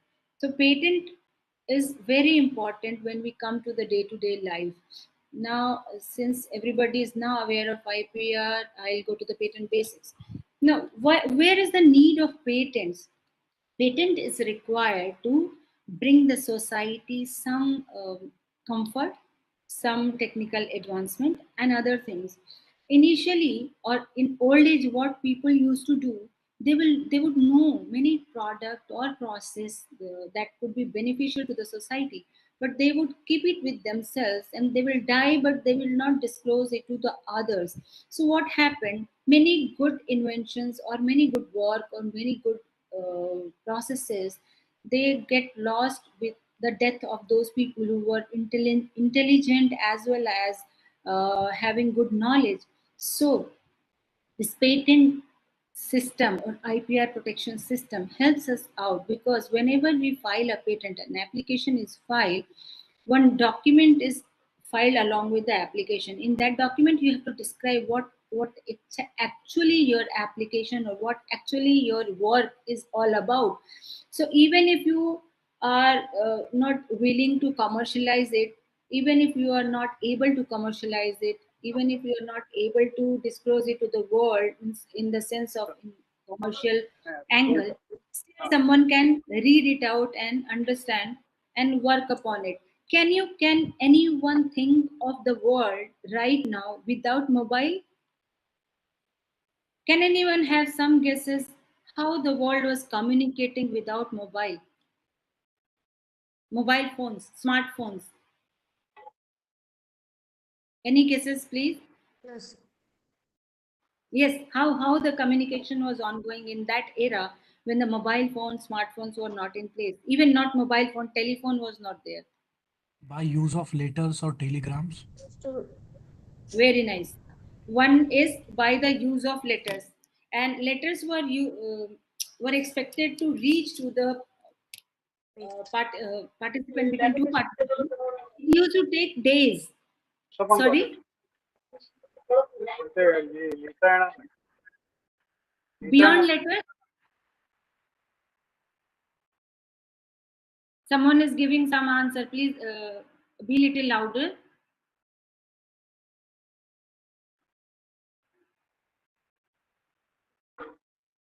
Pager Be and little then louder, please. fax. Yes, pager came after the telephone came. Okay. What else? Fax. Fax. Good. What else? So, thank you, participants, for your inputs. Fax, yes, fax was in place when the phones, mobile phones, were not in use. But the fax has limitations for their words. Even pagers have a limitation for their words. Now, I'll show you how people used to communicate in old age when the telephone were not in place. This is how people used to communicate. Two pieces made up of wood or metal, they were connected through a string, and two people who are willing to have some conversation which they are not willing to disclose to others, or any third party or any other people, and they want to communicate. This was the mode how the communication went on in earlier ages, earlier era. Then, thanks to Graham Bell, in 1867, telegraph was there. Telegraph was invented and got patented. So in telegraph, you could move one or two words. Initially, it was used for one word. Later on, for few words, you can send one liner message or information to other place within a day. So post that telegraph, Graham Bell was having some problem in communication. He was having some hearing problem. So he invented first telephone, which was similar to this telephone, what is being shown on your screen. So on the left hand side, the first phone came. It was a dialer phone. Then you had two pieces. You had to hold it, these two pieces on in two separate hands, and then you can understand or imagine how difficult it would be to ring the dials you to dial the numbers. So it was difficult, but it was a patented uh, document. So a patent was given for this invention, and this invention that Graham Bell he came up with was not that small. It was a huge, huge apparatus. But later on, someone read that document, patent document, and they invented this smaller miniature of that whatever Graham Bell had come up with that worked with as which was known as telephone. Then someone read and someone didn't like this way of functioning of the machine. Then they came up with the black and white telephone. Black and white telephone, again, the two mouthpieces, one hearing piece and mouthpiece, was connected in one handle, and it was easier to use one hand for holding the receiver and dialing the numbers. So one problem was solved, that your one hand became free. Later on, someone read the document and they were not liking this dialing, because the dialer phone had its own limitation. If you miss one or two number, you have to dial time and again all the digits, which were earlier 8 to 10 numbers, having for a telephone number, particular telephone number. And if you miss one number, you have to dial all the 8 to 10 numbers again. So someone didn't like it, and they came up with a digital phone, telephone. Though they were all landline phones, they were all fixed phones, but still the digital phone made our life easy. Not only the life of the inventor, but overall in this life was made easy through this digital phone. But still, someone was there, Someone was not liking this landline fixed phone. So they tried for mobile phone, and then came the mobile phone and first smartphone around 1970s.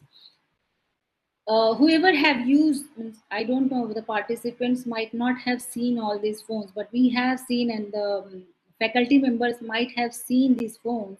These phones were heavier, more than 1 kg. So you could understand how difficult it would be to carry such heavy phones, more than a kg phone in your hand or in your pocket. It was difficult to carry, and it has to go for 8 to 10 hours of charging, or more than that, 8 to 12 hours of charging for just a 1 hour of talk time. And it has again several limitations, because you cannot send messages. Then someone inserted this messages facility. Again, the screen was very small, it was difficult to type the messages and all. So these are whatever I am showing on the your screen, all are uh, patented products of their time. So these were the product patent were given to these products, and these products came into the market, as well as the document was available on the patent office websites. So this is generally given to the public. Once the patent is granted, it is all in the public domain, the written document. So anyone can go back to the document and see what exactly the work was done to come up with such kind of product. So now, after this mobile phone with having more than a kg product, someone was not happy. He said, "No, I am not happy. I am not going to work with this phone. I need lighter phone and with a bigger screen." Then came the smartphone. In the smartphone, screens became bigger, and you receive now n number of facilities in your smartphone.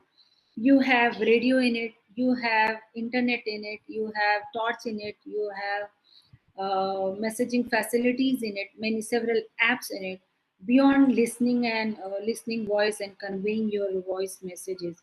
With their n number, you name it, and their facilities are available in your smartphone. Earlier 2G, then 3G, now 5G, and I don't know what is in the future. But whatever it is, now it has become an indispensable product of your life. You wake up and you look at your mobile phone, smartphone, first thing first in your mornings, and you sleep. When you go to the bed, you sleep. Before sleeping, you again check your mails, your messages, and other things. Any urgent work is written there or not. Everything is now the smartphone has become indispensable and kind of part of your life. Means everybody's life nowadays. But thanks to Graham Bell and thanks to patent intellectual property right, which has given so much advancement in technology. Technology is changing every day. So every day a patent document is being filed across the world. This was the importance of patent I wanted to emphasize, because patent is very important. Intellectual property rights, because it is connected to the technology, and technology is changing on a very fast pace. Our life, we cannot even assume what our life could be in next 10 to 20 years. So in a nutshell, a patent is an exclusive right granted to its owners for excluding others from making, using, offering for sales, selling, or importing the invention. So we meant to say that when a invention or in the form of product or process is in place, and when we disclose it to the government in the written form, government gives the right that you can only be the owner for next 20 years for using it in whatever way you want to. But it has certain limitations. Any right has certain limitation, like even our rights have also certain limitations. Similarly, intellectual property rights has also their own limitations. Patentability criteria, I would like to, though I am assuming that everybody might be knowing a bit of it, but still I would like to let you know the patentability criteria, what exactly it is. so that we may understand the infringement better. So, for any product or process which you want to or anyone wish to have a patent protection for, it has to has novelty in it. Novelty, when I say novelty, it should be new. It should not be new to the your classroom. It should not be new to the institution you are working on in, and it should not be the new to the city you are living in. It should be new to the world, and it is known as absolute novelty or newness. So India follows absolute novelty. So absolute novelty should be in place if you want any patentable protection, any patent protection for your work. Then inventive step, I'll come to it later. Industrial applicability is one of the criteria among all basic three criteria for patentability. So when I say industrial applicability, it must be used, it has potential to be used in an industry on a large scale or mass scale. That is one aspect. Whenever we receive, since I was working in a Ministry of Science where I was handling patent documents, being received from across the country from academic institution as well as urban institute, we used to have means applications more than 90%, 90 to 95%, they had an industrial applicability or commercial potential to it. The most difficult part was inventive step. It must not be obvious to a person skilled in the art. When we say it must not be obvious to a person skill in the art means when any work is being done by, let's say for example, you are all from the law faculty. So if any work is done by any of your friends which is related to law, means I don't know, I cannot give example from law. Let's say from chemical background, if someone has invented some new chemical and they say that it has inventive step, it can be that chemical could be new or not so easy to arrive at by some biology person or physics person, but it could be easily arrived at by any chemical person having chemical knowledge or chemical background or chemical engineer or MSc tech in chemical, irrespective of that. So the person skilled in the art, when we say the person from the same background, it should not be obvious for them. It can be a new thing, a very big thing for others, but it could not be big thing or very easy to arrive at thing for the people in the same field. I mean to say people in this skill in the art means from the same field, because same field people do know basics of the same area. So this is the main patentability criteria.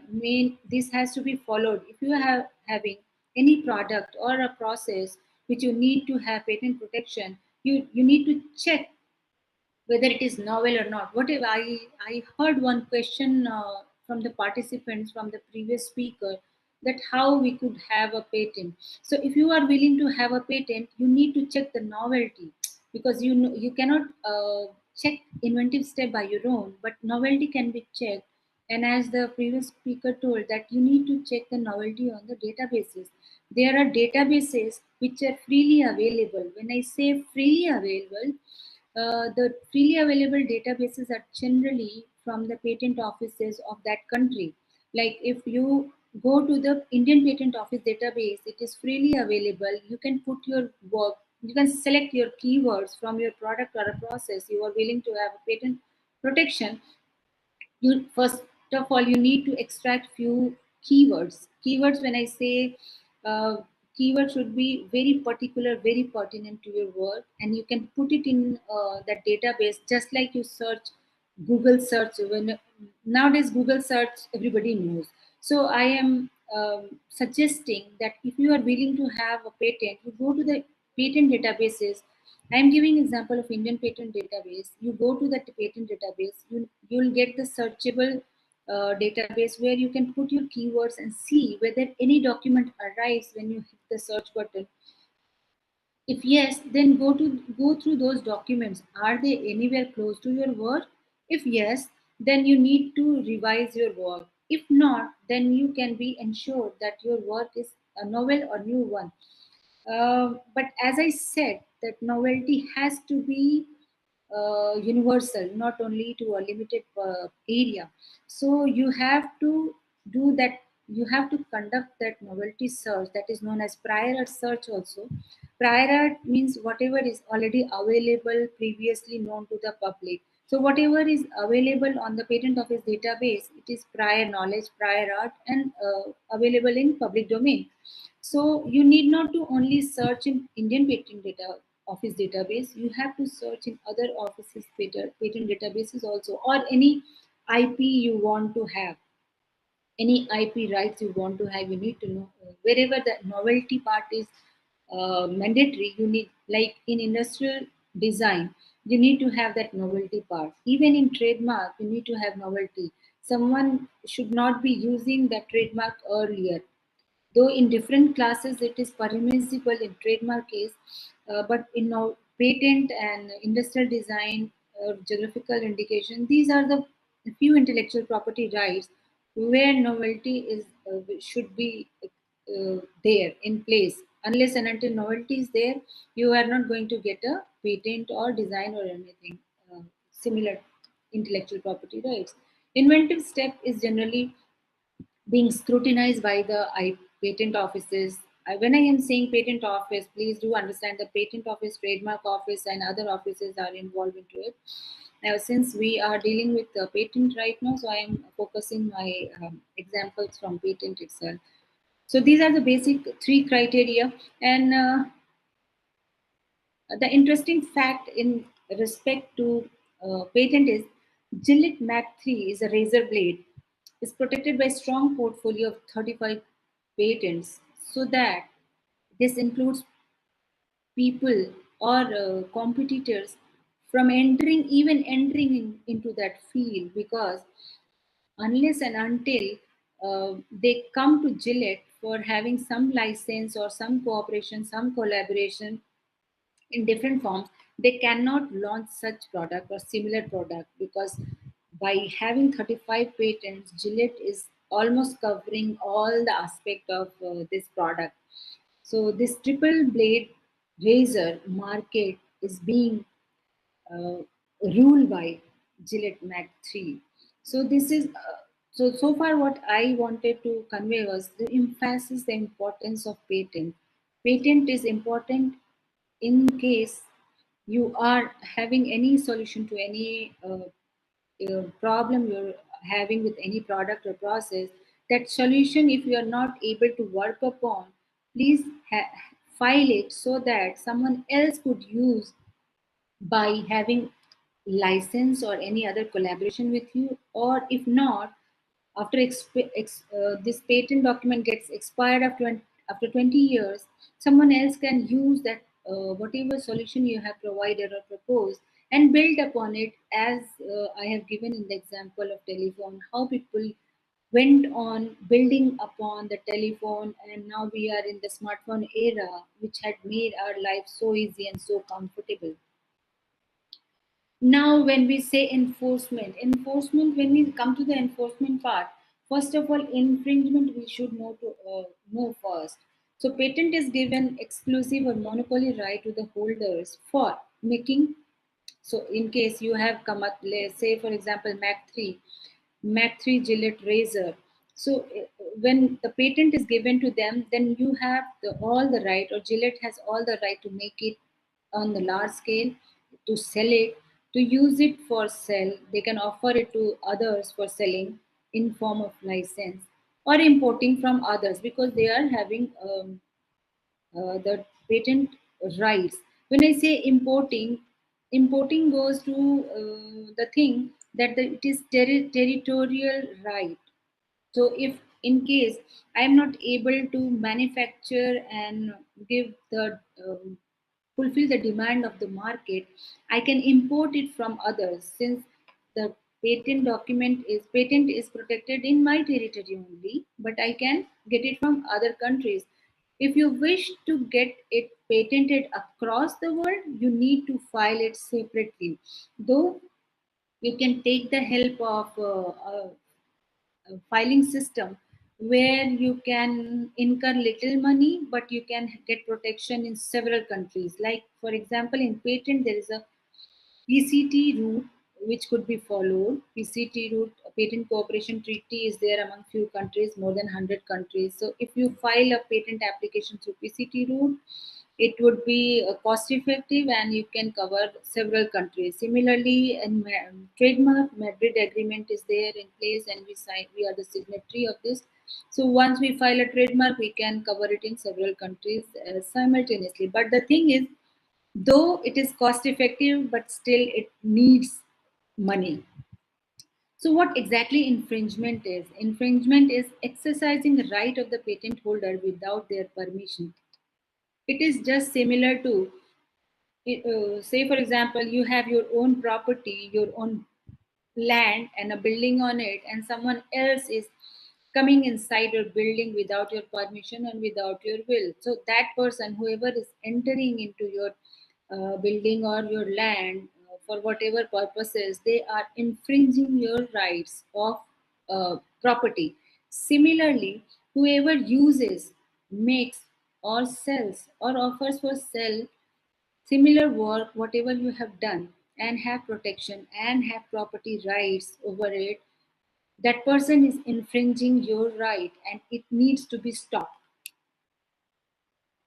So, for patent infringement in India, we have sections 104 to 114 given, where all the conditions are provided. Like, say, for example, in 104, jurisdiction is defined. When it says jurisdiction, which courts can take infringement cases.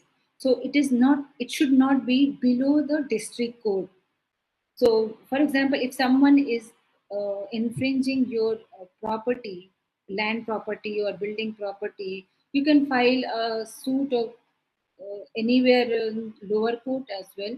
I have not much idea about how it goes.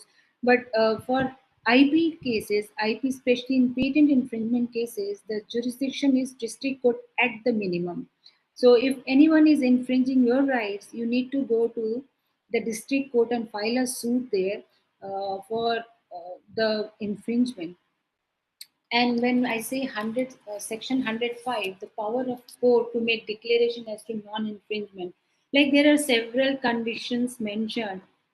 In case I have a patent document which is having one claim or two claim, which was protected by my competitor through their patent documents, and those claims, if they are not that substantive or they are necessary for my functioning of machine or process, and that is not very important, then the court has the power to say that it is not infringement, it is not infringing, so no punishment should be liable on the defendant. Again, 106, section 106 of Indian Patents Act says power of court to grant relief for groundless threat.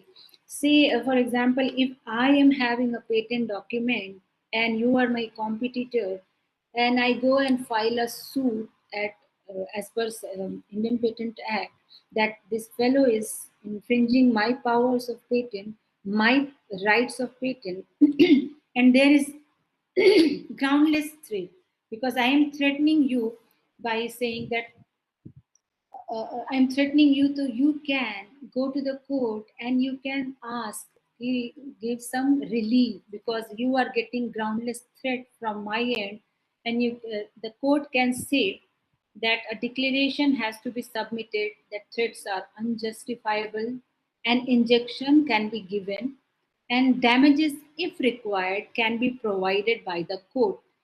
So whenever infringement is in place, you can go to the district court or go to the high court as the need be.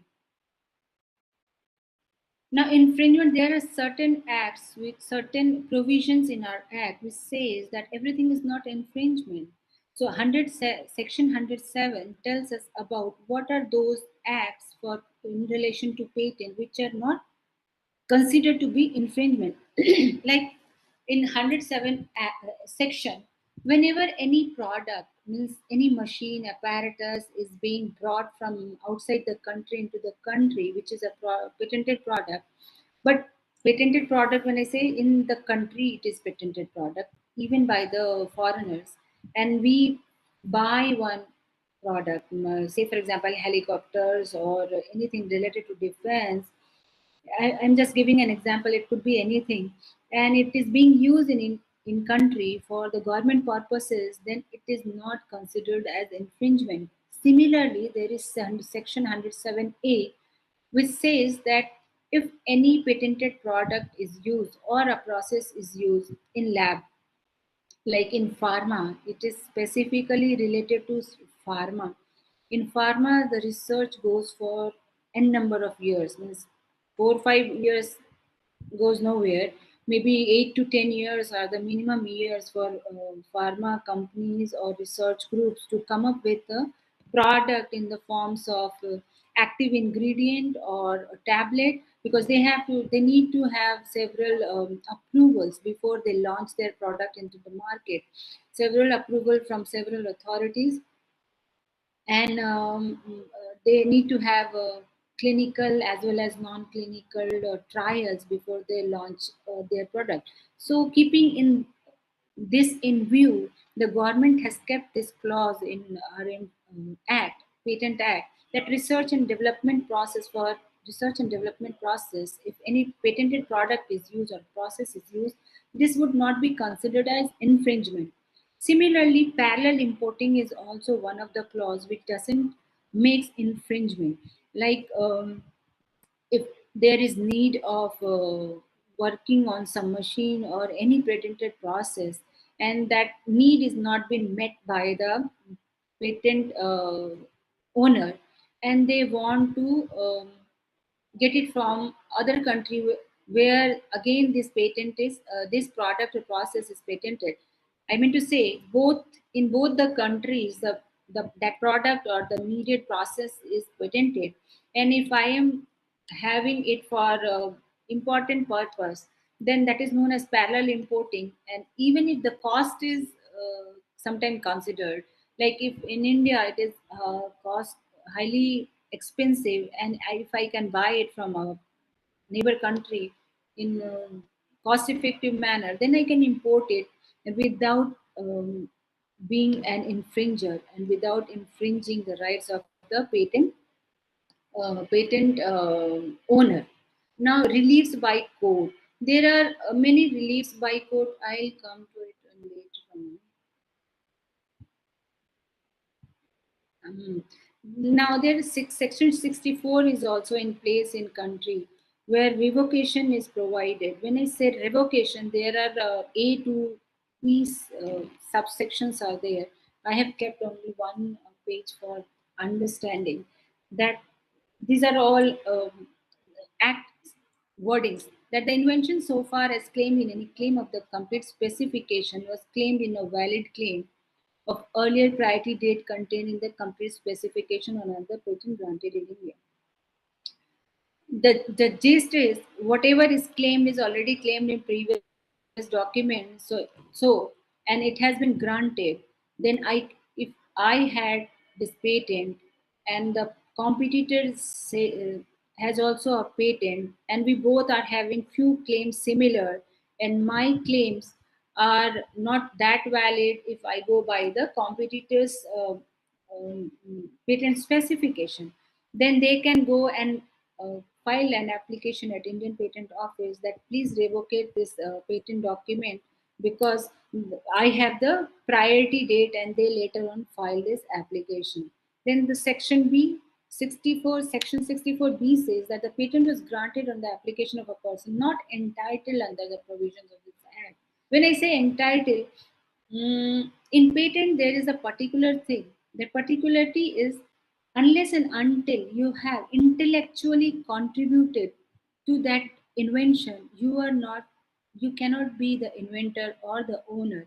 And say, for example, if I have taken services of some research lab or academic institute and I have done some work there, then the owner would be that organization or institute, not me. I could be because I have taken all the facilities of that institute and organization, and I have developed some work which can be patented, but I am not entitled, I am not the owner of that work. I could be the inventor. My name would appear as an inventor on the document, but it cannot be, I cannot be the owner. Owner would be the organization always. So these things are, even if I get a grant of based on that work which was done in that organization or institute who provided me all the facilities, that organization could sue me later on, or even they can ಹೌದು apply for ಯಾವಾಗ್ಲೂ revocation. ಅಷ್ಟೇ ಕೆಲಸ ಮಾಡಕ್ಕೆ ಯಾರು ಇದು ಮಾಡಲ್ಲ. Sorry, I'm not able to understand. ಹೌದು ಒಂದಿನ ಆಗತ್ತೆ okay. Am I exceeding the time? Actually, no, That madam. One of the participants, I think, mic is on. Okay, sorry. So I'll quickly try to finish it off. That the patent was obtained wrongfully in contravention of the rights of the petitioner. So if anybody goes and ಈಗ file a ಯಾರು patent, ಕನ್ನಡದಲ್ಲಿ head of the department? so if anyone is having patent granted in their name, still it cannot be enforced. Enforced means it cannot be in practice.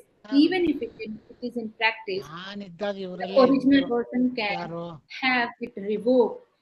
They can file an ಅಂತ application at patent office. They can file a suit in the court, respective courts, to revocate it so that the patent should go to the right person and get enforced in a proper manner.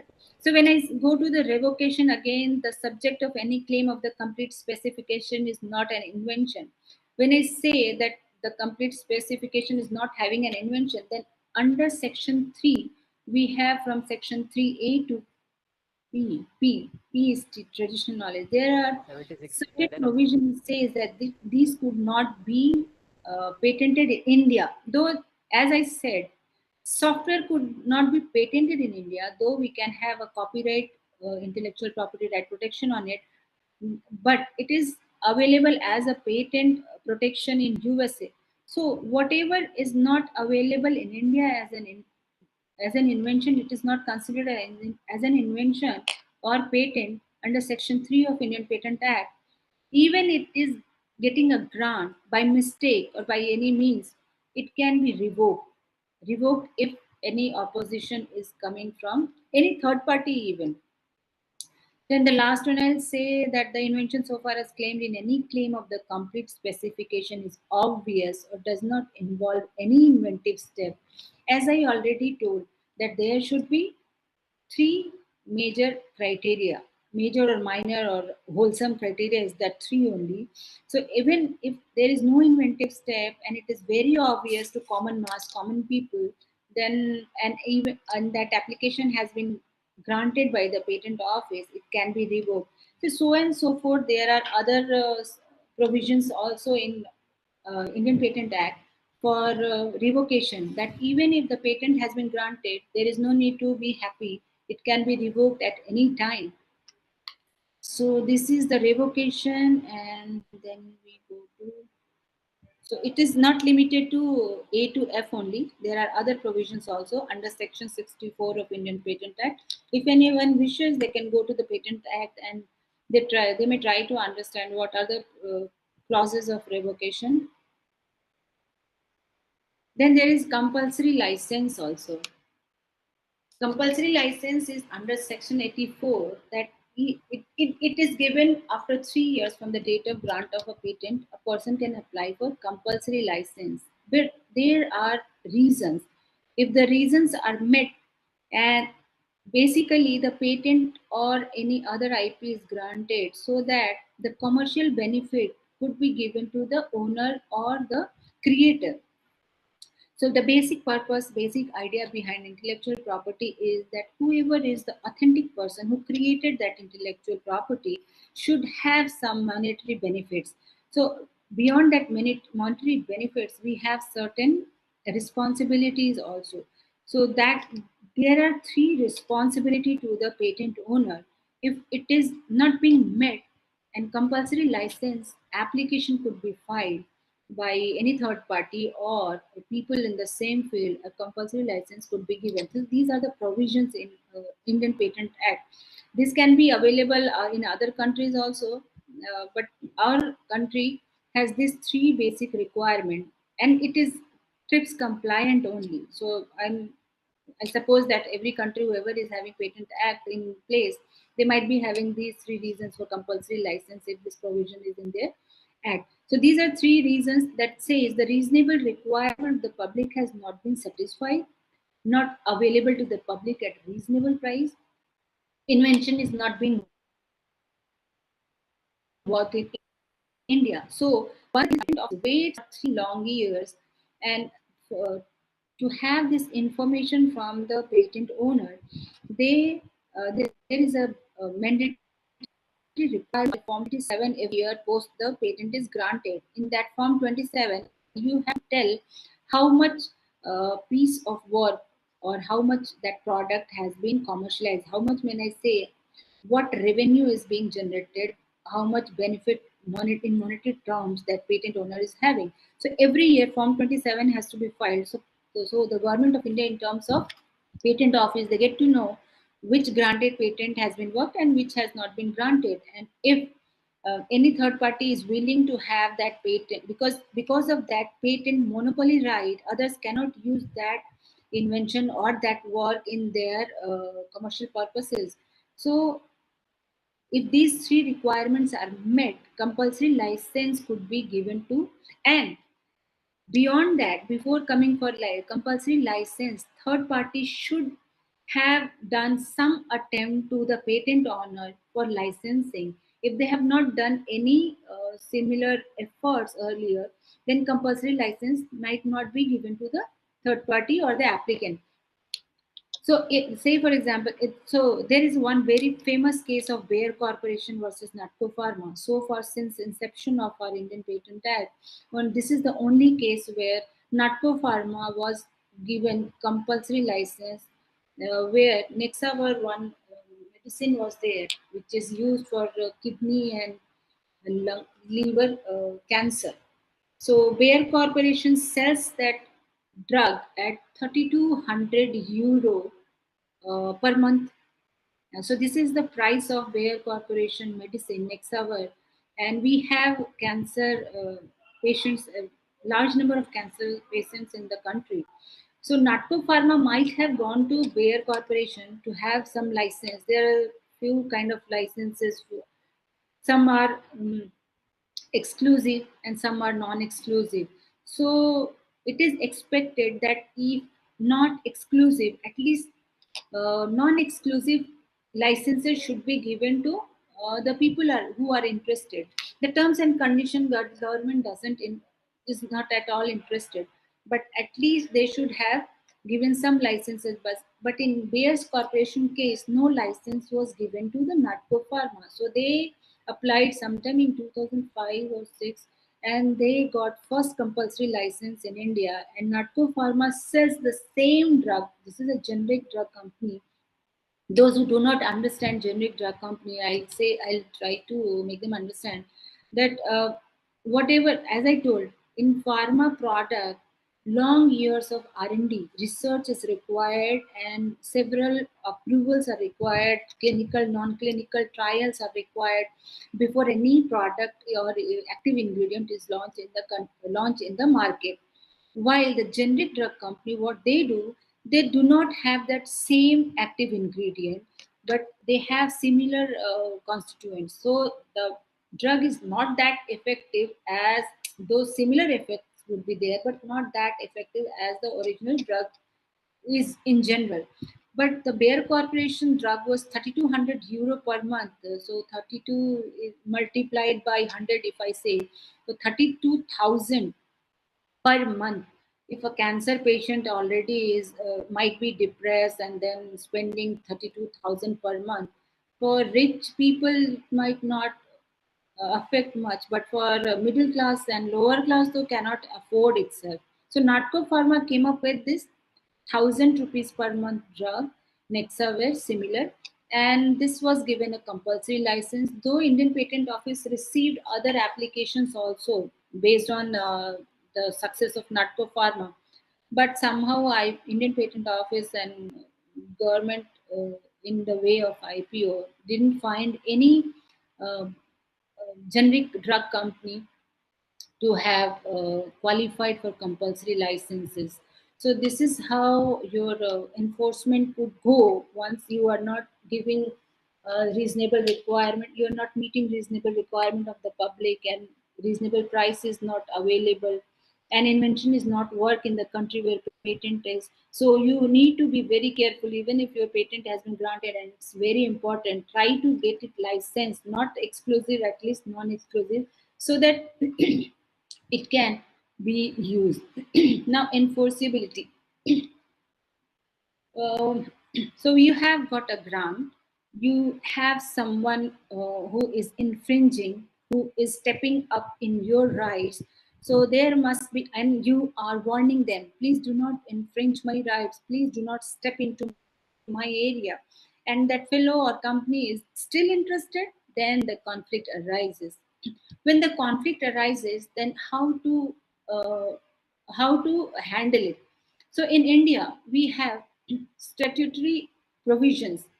So we have national statutory law, that laws made by the Indian Parliament, and it's in place. As I told earlier, that 8 IPR are governed by 8 acts.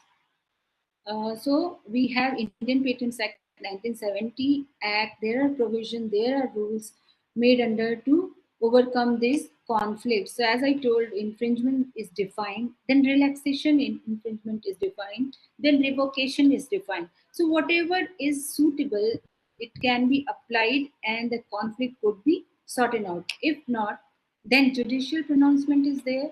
Decisions, whatever is passed earlier in high courts or Supreme Court, they make precision. If our act is not covering those aspects, then those decisions are being gone back to, and then decision is arrived how to solve that conflict. Then international treaties are there. As I told, there is a patent cooperation treaty, Madrid treaty, Nice treaty, other treaties. There are several treaties, TRIPS agreement and others. So if our act is not sufficient, and if our decisions, previous decisions are not sufficient, then to solve the conflict, our judiciary or IPO go back to the international treaties, how they solve those problems or those conflicts where the infringement is there and enforcement is there. Beyond that, we have four dispute solving judicial or quasi judicial bodies. As I told, Indian Patent Office, its name is Patent Office, but it has other powers to maintain, manage other IPRs like trademark, copyright, and others. Earlier, these were being handled by other several departments. Now it has been brought into one umbrella, so that the make it uniform across the intellectual property right, as well as to manage easily. So quasi judicial bodies are there. The Indian Patent Office examines patent application and grants them. If they conform to Indian patent laws, it also maintains records of renewal and working of patents. As I told, the Form 27 is taken by the patent owner once the patent is granted. The IPO participates in resolving dispute related to grants in terms of revocation, then post-grant opposition is there. So these are two provisions where infringement can be handled by Indian Patent Office. Beyond that, as earlier speaker was saying, Intellectual Property Board, it was there. Once IPO rejects any application and if they are not willing to grant it, then the applicant or petitioner could go for intellectual property appellate board, and they can file an application that I want this patent, please provide this patent. And there was a very famous case again there. It's a very famous case. Sorry, I missed that name. The IPAB was dissolved last year, and Delhi High Court has made an IP division in their court to solve all these cases which were under the jurisdiction of IPAB. So we can hope that other high courts might also be having this kind of facilities or divisions in their high courts to handle all these IPAB pending cases. And beyond that, we have district courts and high courts. As I said, that this high court is Delhi High Court. Suo moto has taken necessary steps to dispense all the IPAB pending cases. When IPO fails, district court fails, and IPAB fails to satisfy the petitioner, then the case goes to Supreme Court. So the Court of India hears and decides appeals against the decision of the IPAB and the High Courts. Then beyond that, we have strict timelines to follow activities like arguments, though timelines are there, but as India is such a large and big country and so many large number of cases, so this is not followed strictly, but the provisions are in place. Arguments to be concluded within 6 months from the date of first case management hearing, written arguments to be submitted, it is generally followed, and judgment to be pronounced within 90 days of the conclusion of arguments, recording of evidence on a day-to-day basis, no adjournment are permitted on account of appearing advocate not being present. Then beyond that, we have damages and injunctions facilities. Injunctions, if there is certain damage by the infringement of the third party to the patent holder, the damages are awarded where the infringing party is made to reimburse the patent holder for any royalties, any money, whatever is being decided by the court. Generally, it is decided by court only.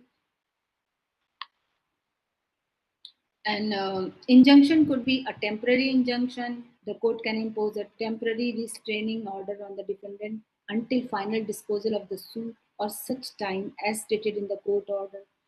If temporary injunction is required, then the court would go for temporary injunction. If permanent injunction is required, like if the court has finalized it,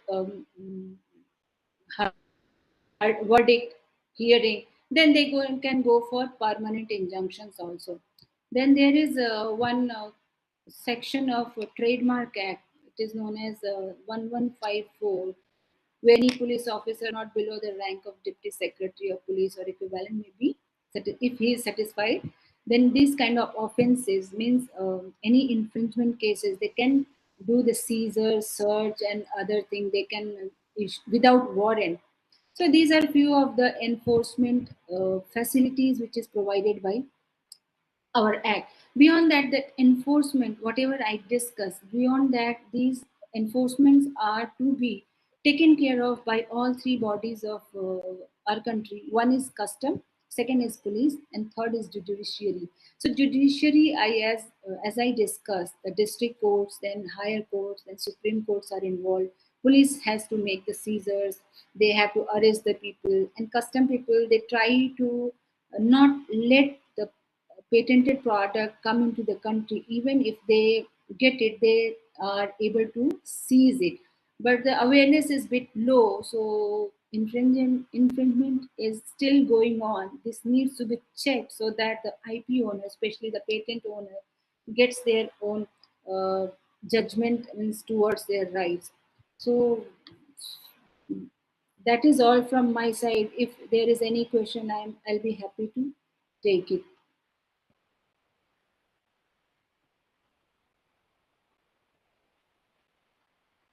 Thank you so much, ma'am. It was a pleasure to hear you. There is certainly a question, and a student is asking that on a Coca-Cola bottle, there is a list of ingredients mentioned which they have used to make the drink. What happens when someone else makes the drink with the same ingredients? Will Coca-Cola have the right to claim their copyright? See, whatever is described on the Coca-Cola bottle is the name of the ingredients only. See, for any cold drinks, the ingredient would be same. You have to mix sugar, you have to mix some essence, some water and something else. But it's not, the trade secret is not in that ingredients. It is in the ratio which it is mixed. It is being mixed. So that ratio we cannot know. Even we know all the ingredients, we cannot make the same concoction. You got my point. And for these reasons, Coca-Cola keeps two people of their company separate. They are not allowed to travel in the same vehicle even. So, and they are making billion of money out of Coca-Cola cold drinks. I hope I have answered the question. Mohit, thank you, Mohit. Is there any other query? Thank you so much, ma'am. There is a time restraint, so the questions cannot be taken further. Uh, it was absolutely an enlightening session for what you have taken, and I would like to thank you on behalf of the whole faculty and attendees. Thank you, ma'am. Thank you so much. I can see few questions in the chat box. Can I answer? Okay, ma'am. If you like, you can go ahead. I'll read Couple them of out for questions. you. Yes, ma'am. Sure. There is one question: once get the patent, then how limit he get patent? Once the patent is filed, since then you have the 20 years time limit to get your patent. Then you exploit your patent facilities rights.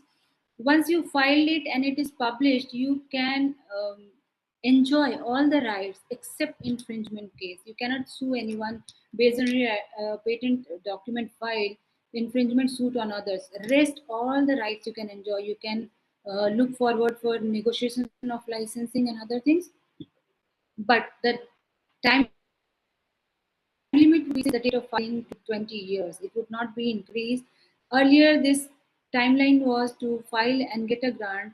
It was around 10 to 12 years. Now it has been decreased up to 4 5 years in general. And if you are a startup, if you are an educational institute, you can file for expedited examination, and your application would be examined quickly, and a patent would be granted. So within 2 years, you can get a patent granted in your name. So this is the timeline. And what will be the time validity of the compulsory license? Initially, it is given for 1 year and 2 year, maximum up to 3 years, and the government checks whether the compulsory license to whom it is being granted. Say, for example, in this case, Natco Pharma, if they are meeting the requirement of the country, then it will go on, and for that we need to apply again. And if the Bayer Corporation comes to say that no, I do not want to, I oppose the compulsory license, I will do all the requirements whichever is required, then compulsory license would be taken off. And even Natco Pharma is having the compulsory license, they are paying royalty at the 6% interest to Bayer Corporation. So anyway, even if your patent right is being revoked by government by compulsory license, still you are having monetary benefits. So, what is the difference between patent and trademark? Someone, Shantilal R. John Delhi, has asked. Patent is given for invention. Invention in the terms of any product, new product, with having all these three key aspect of newness, inventive step, and commercial application to it. While trademark is given for any logo, any name, smell, any music which can depict that it is your company. So it need not to be a product or a process. The product and process is given patent protection, while any logo word, like in my bag you can see make in India, that is a trademark. You can say it is a trademark. It is a trademark registered logo. So any logo, symbol, word, alphabet, sound, music, color is protected through trademark, which shows that you are the owner, and it can go perpetually if you pay the fee to the IPO or the government. But patent cannot go perpetual; it has certain limit, 20 years at the most.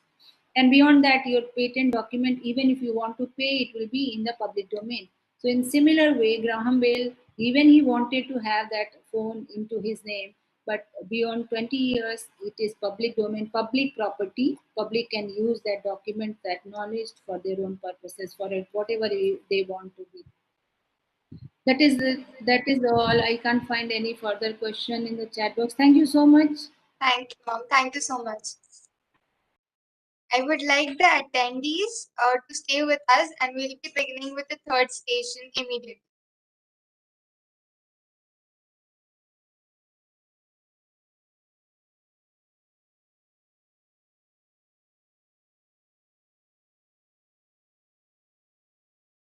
I welcome you all to the third session of today's workshop. We have with us Advocate Drishti Kadam ma'am as our resource person. I welcome you, ma'am. Ma'am will be enlightening us on the topic of IP enforcement, role of Customs Authority.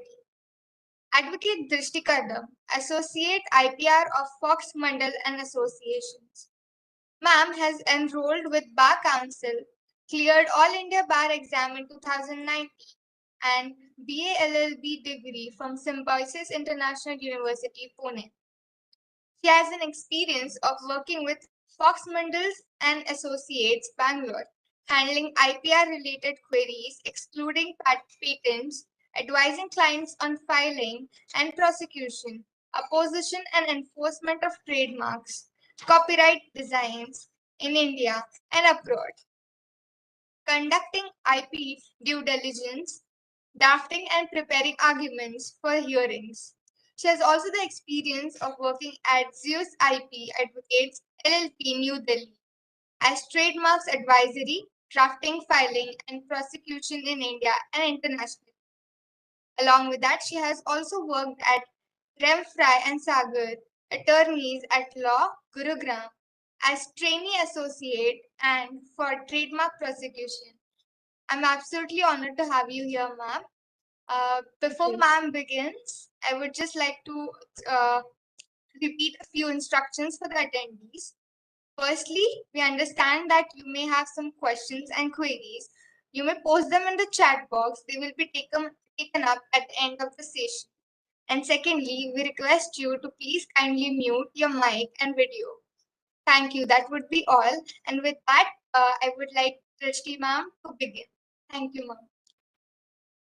Thank you so much. Thank you for the wonderful introduction. I hope I'm audible and visible. Yes, ma'am, you are. Yeah, okay. Thank you.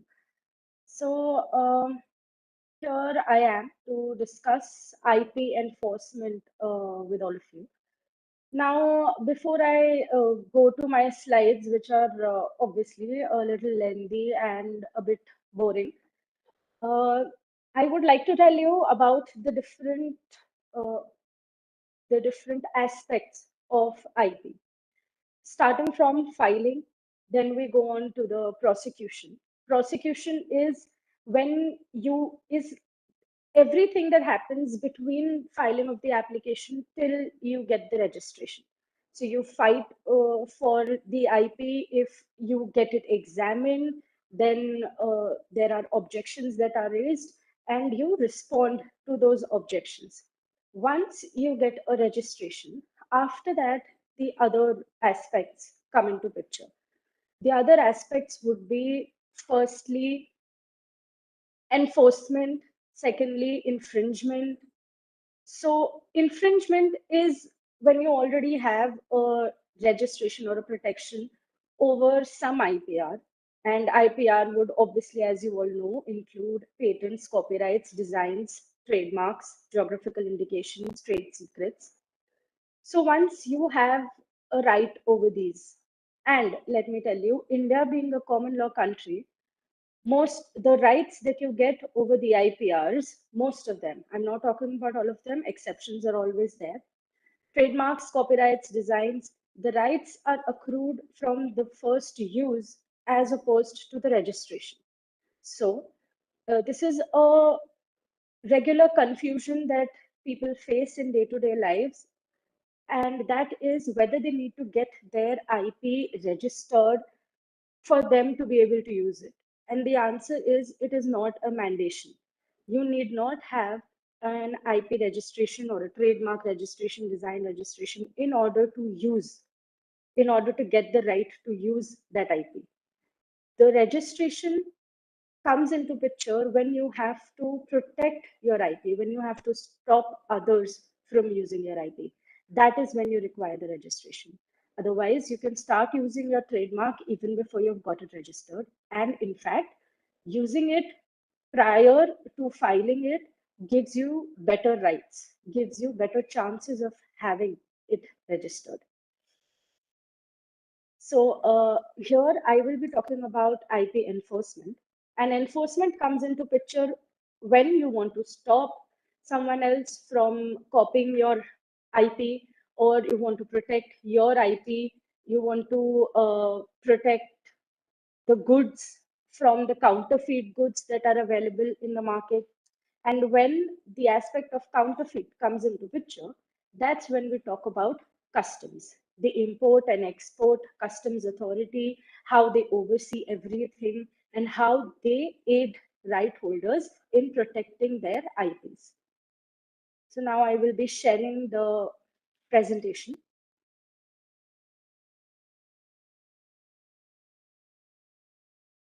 Are the slides visible to everyone? Yes, ma'am, dear, please. Okay. So let's start. Enforcement of intellectual property rights, role of customs authority.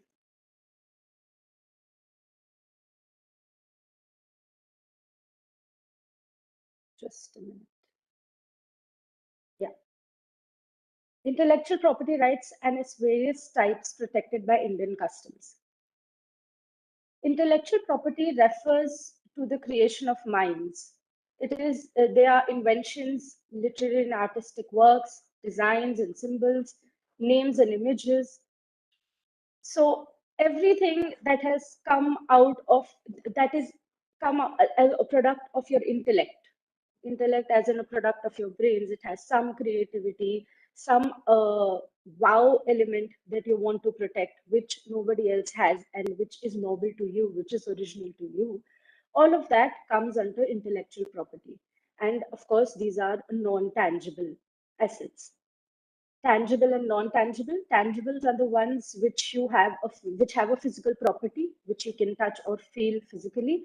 And intangible, non-tangible property are the ones which do not have a physical being, or you cannot actually feel or touch it, but you can see that yes, it still exists. You know it still exists.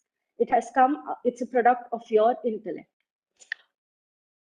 So, as I saw the questions being asked in the previous session, I think it will be better if we start with the clarification between what are patents, what are trademarks, what are designs, what are copyrights. There's a distinction for each and every one of them. So patents, as already explained by Ms. Tiwari in the previous session, patents are some inventions. The main part which divides patents from all other kinds of IPs is that patents are mainly the inventions, the new processes, inventions that come up, and then those are protected by the inventors. When you come to trademark, if you divide the word trade and mark, so you know any mark that is used in trading as in buying and selling of goods. So any mark which tells you the source of origin of a specific goods or services, that is a trademark. Coming to designs. Designs is actually only the look and feel part of the intellectual property. How it is looking, how it feels. It has nothing to do with any invention. The major part of a design is that it should be manufactured, and it should be it should not have any technicalities to do with the working of the design.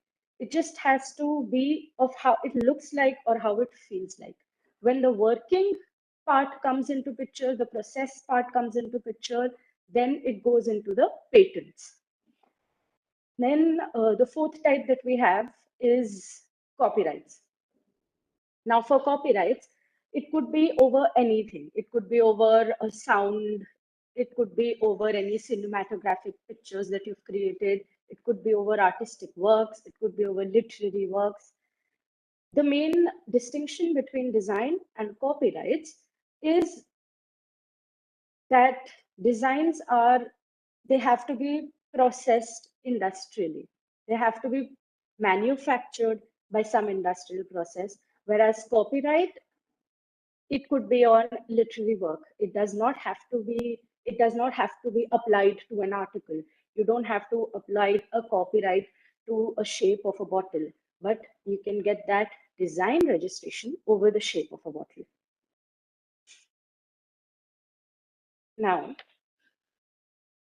the various types of IPRs protected by Indian customs are trademarks governed under the Trademarks Act 1999, patents governed under the Patents Act 1970, geographical indications that are governed by Geographical Indications of Goods Registration and Protection Act 1999, copyright, which is protected under Copyrights Act 1957, and designs that are governed by the Designs Act 2000.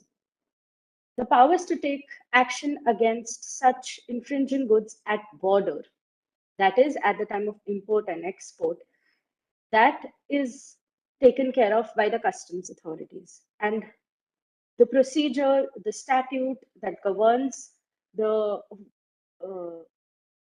what do you say, the whole procedure followed in order to see what is counterfeit products and what aren't counterfeit products, all of that is governed by the Customs Act, specifically sections 11, 111, and 130.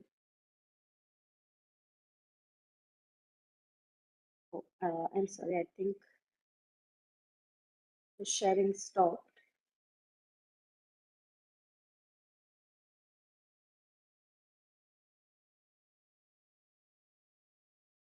Are you able to view the slides? Hello? Presently, they're not visible now. Not visible. Okay, let me just rectify the situation. I'm so sorry.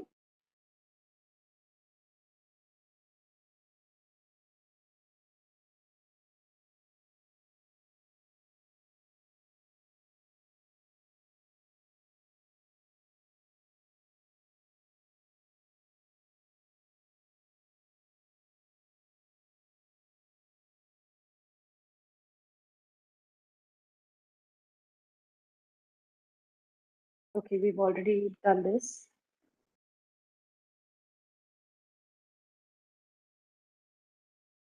While IPR laws provide for civil and criminal action by right holder in cases of infringement of his or her IPR, the customs authority powers to take action is limited to action against infringing goods only at the time of import and export, and that too subject to the procedure laid down in IPR Enforcement Rules 2007, issued under the Customs Act 1962. So these go hand in hand.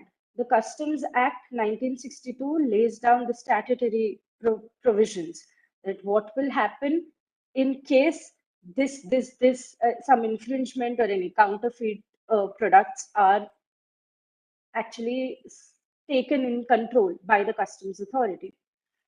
But the procedure that should be followed, that procedure is laid down in IPR Enforcement Rules of 2007. Relevant laws for border protection. Now we will look at all the laws that work hand in hand in order to ensure that the customs authority is able to help you in protecting your goods and services that are under your trademarks or designs or copyrights or any of the IPs. Under Section 11 of the Customs Act, the central government has the power to prohibit importation or exportation of goods that, inter alia, violate patents, trademarks, copyrights, designs, and geographical indications. Currently, notification number 51 of 2010, issued under Section 11 of Customs Act, prohibits the import of goods intended for sale or use in India that are in violation of specified provisions of the parent IP statutes. These parent IP statutes are the specific statutes that are in place for the different kinds of IPs.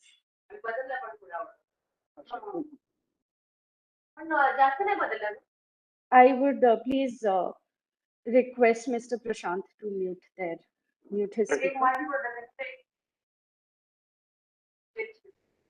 India is a signatory to WTO Treaty on Trade-related Aspects of Intellectual Property Rights, which was brought into force on January 1st, 1995. Now, this trade-related aspects of intellectual property rights in short trips. This is one treaty that India is a part of, and India became a part of this treaty in order to take the goods, the services produced or manufactured in India to a global level.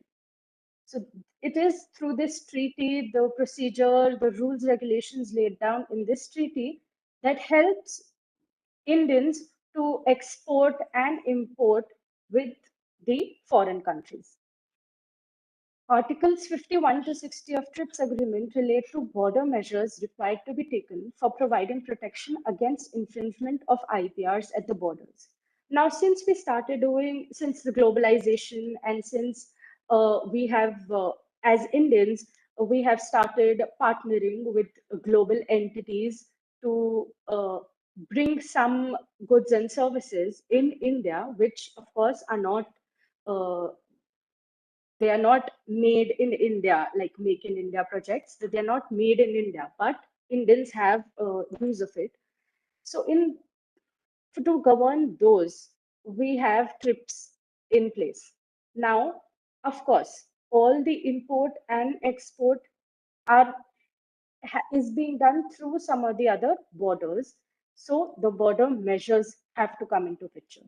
And those border measures are under the Customs Act and under the Customs Authority. They are the ones who take care of all of this. Under Articles 51 to 60 of TRIPS Agreement, a WTO member country is obliged to enact laws to fulfill obligations relating to border measures by incorporating relevant provisions. So just like TRIPS, there are other agreements, other treaties that India is a member of with a lot of other countries. How do you ensure that whatever is written in the agreements, whatever has been agreed to by India in the agreements, is actually followed in India? So, with respect to whatever is agreed to in those agreements, Indians and other countries, member countries, all of them have to enact their own laws in line with the laws that are mentioned in the treaty. And that's how we all work together. The Government of India has framed the Intellectual Property Rights Enforcement Rules 2007 that are aimed to prevent counterfeiting and infringing goods from surreptitiously being imported into the Indian markets. Now, since globalization is happening and a lot of import and export is happening, of course, the companies would want to protect their IP. And how would they do that? By registering them in India, firstly, then by registering them with the customs authority so that they can see whether whatever goods are being imported or exported, if they're counterfeit or not, and they can stop them at the source before they reach. So now we come to the specific provisions in the specific parent laws. For Patents Act 1970, Section 107A of the Patents Act provides that importation of patented products by any person from a person who is duly authorized under the law to produce or sell or distribute the product shall not be considered as infringement of patent rights. So, as it can be seen, it is self explanatory that if a person does not have the rights to reproduce or sell or distribute a product on which a patent has already been granted to one person, then if it is done without the permission, it is considered infringement. If it is done with the permission duly authorized under the law, then it is not infringement of patent rights. Trademarks Act 1999. For trademarks, Section 30 provides that where the goods bearing a registered trademark are lawfully acquired, further sale or other dealing in such goods by purchaser or by a person claiming to represent him is not considered an infringement by reason only of the goods having been put on the market under the registered trademark by the proprietor or with his consent. However, such goods should not have been materially altered or impaired after they were put in market. Next is Designs Act. Section 22(1)(b) of the Designs Act extends the prohibition to articles that are imported without the consent of the registered proprietor. Otherwise, it is just an article belonging to a random class in which it is designed. Legal framework of intellectual property in India. Now, apart from the specific provisions in Patents Act, Trademarks Act, Designs Act, Copyrights Act, we have a few more statutes that were brought into picture because of the TRIPS agreement. Those statutes, firstly, the Customs Act, and secondly, the IPR enforcement rules that we spoke about.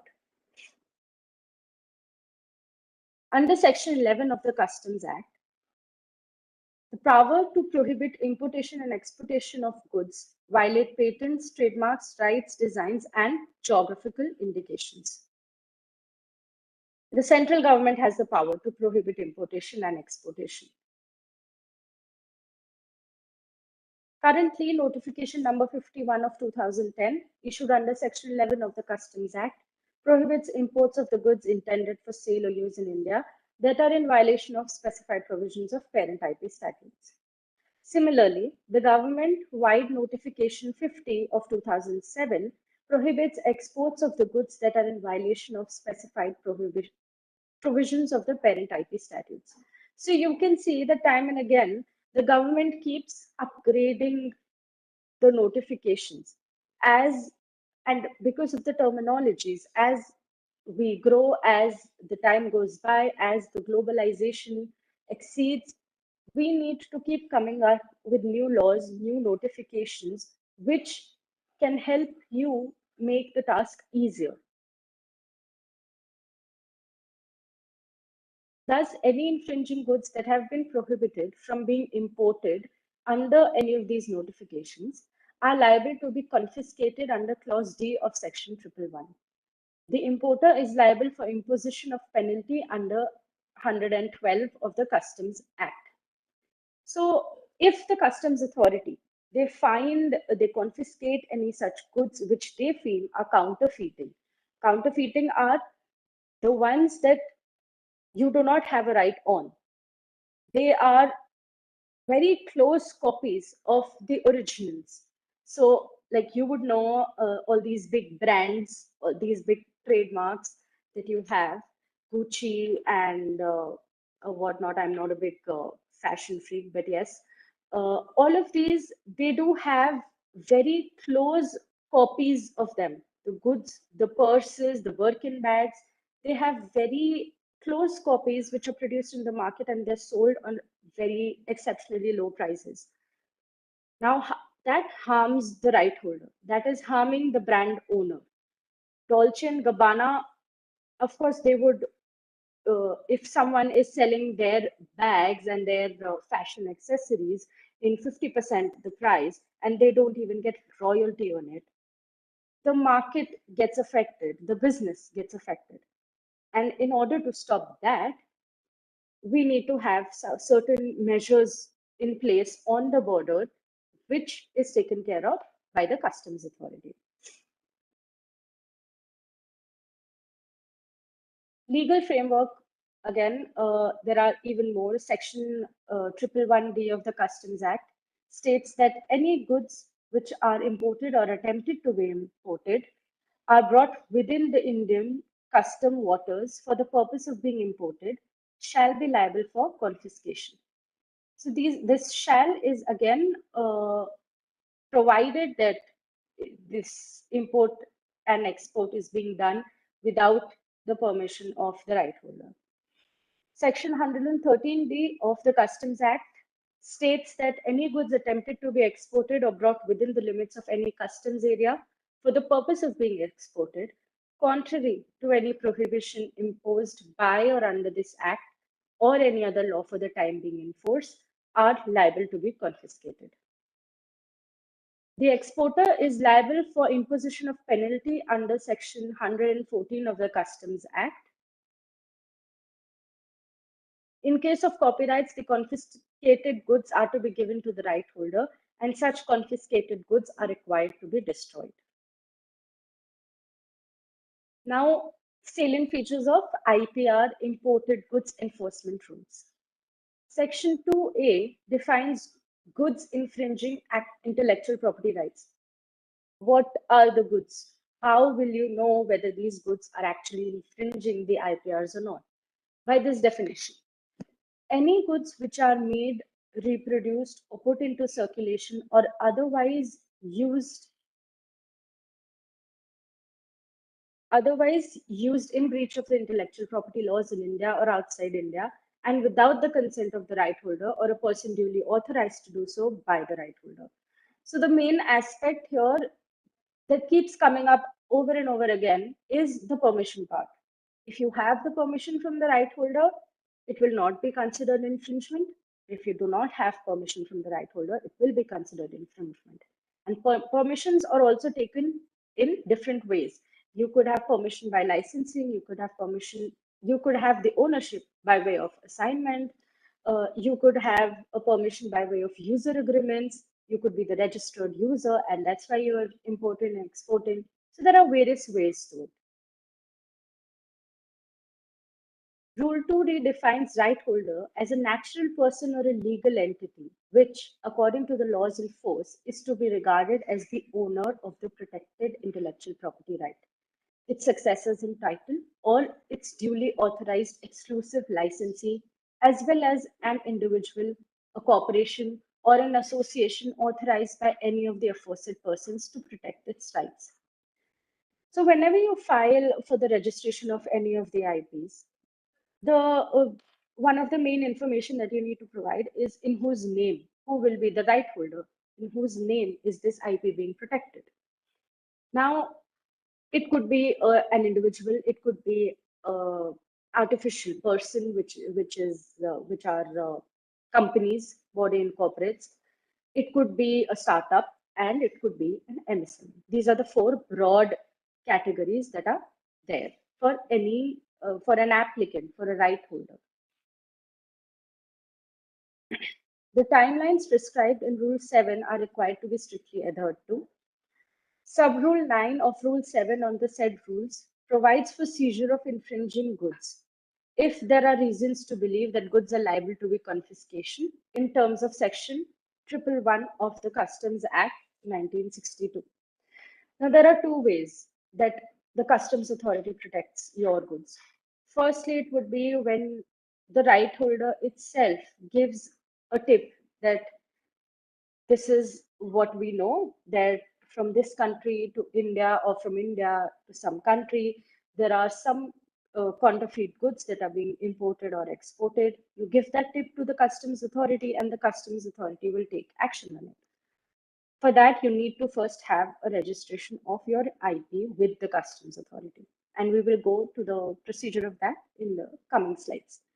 And the second way that the Customs Authority helps you is if they themselves confiscate, because as we read in the previous slides, anything that is being exported or imported via the customs is liable to be confiscated if the Customs Authority has reasonable grounds to believe that yes, the goods are counterfeit.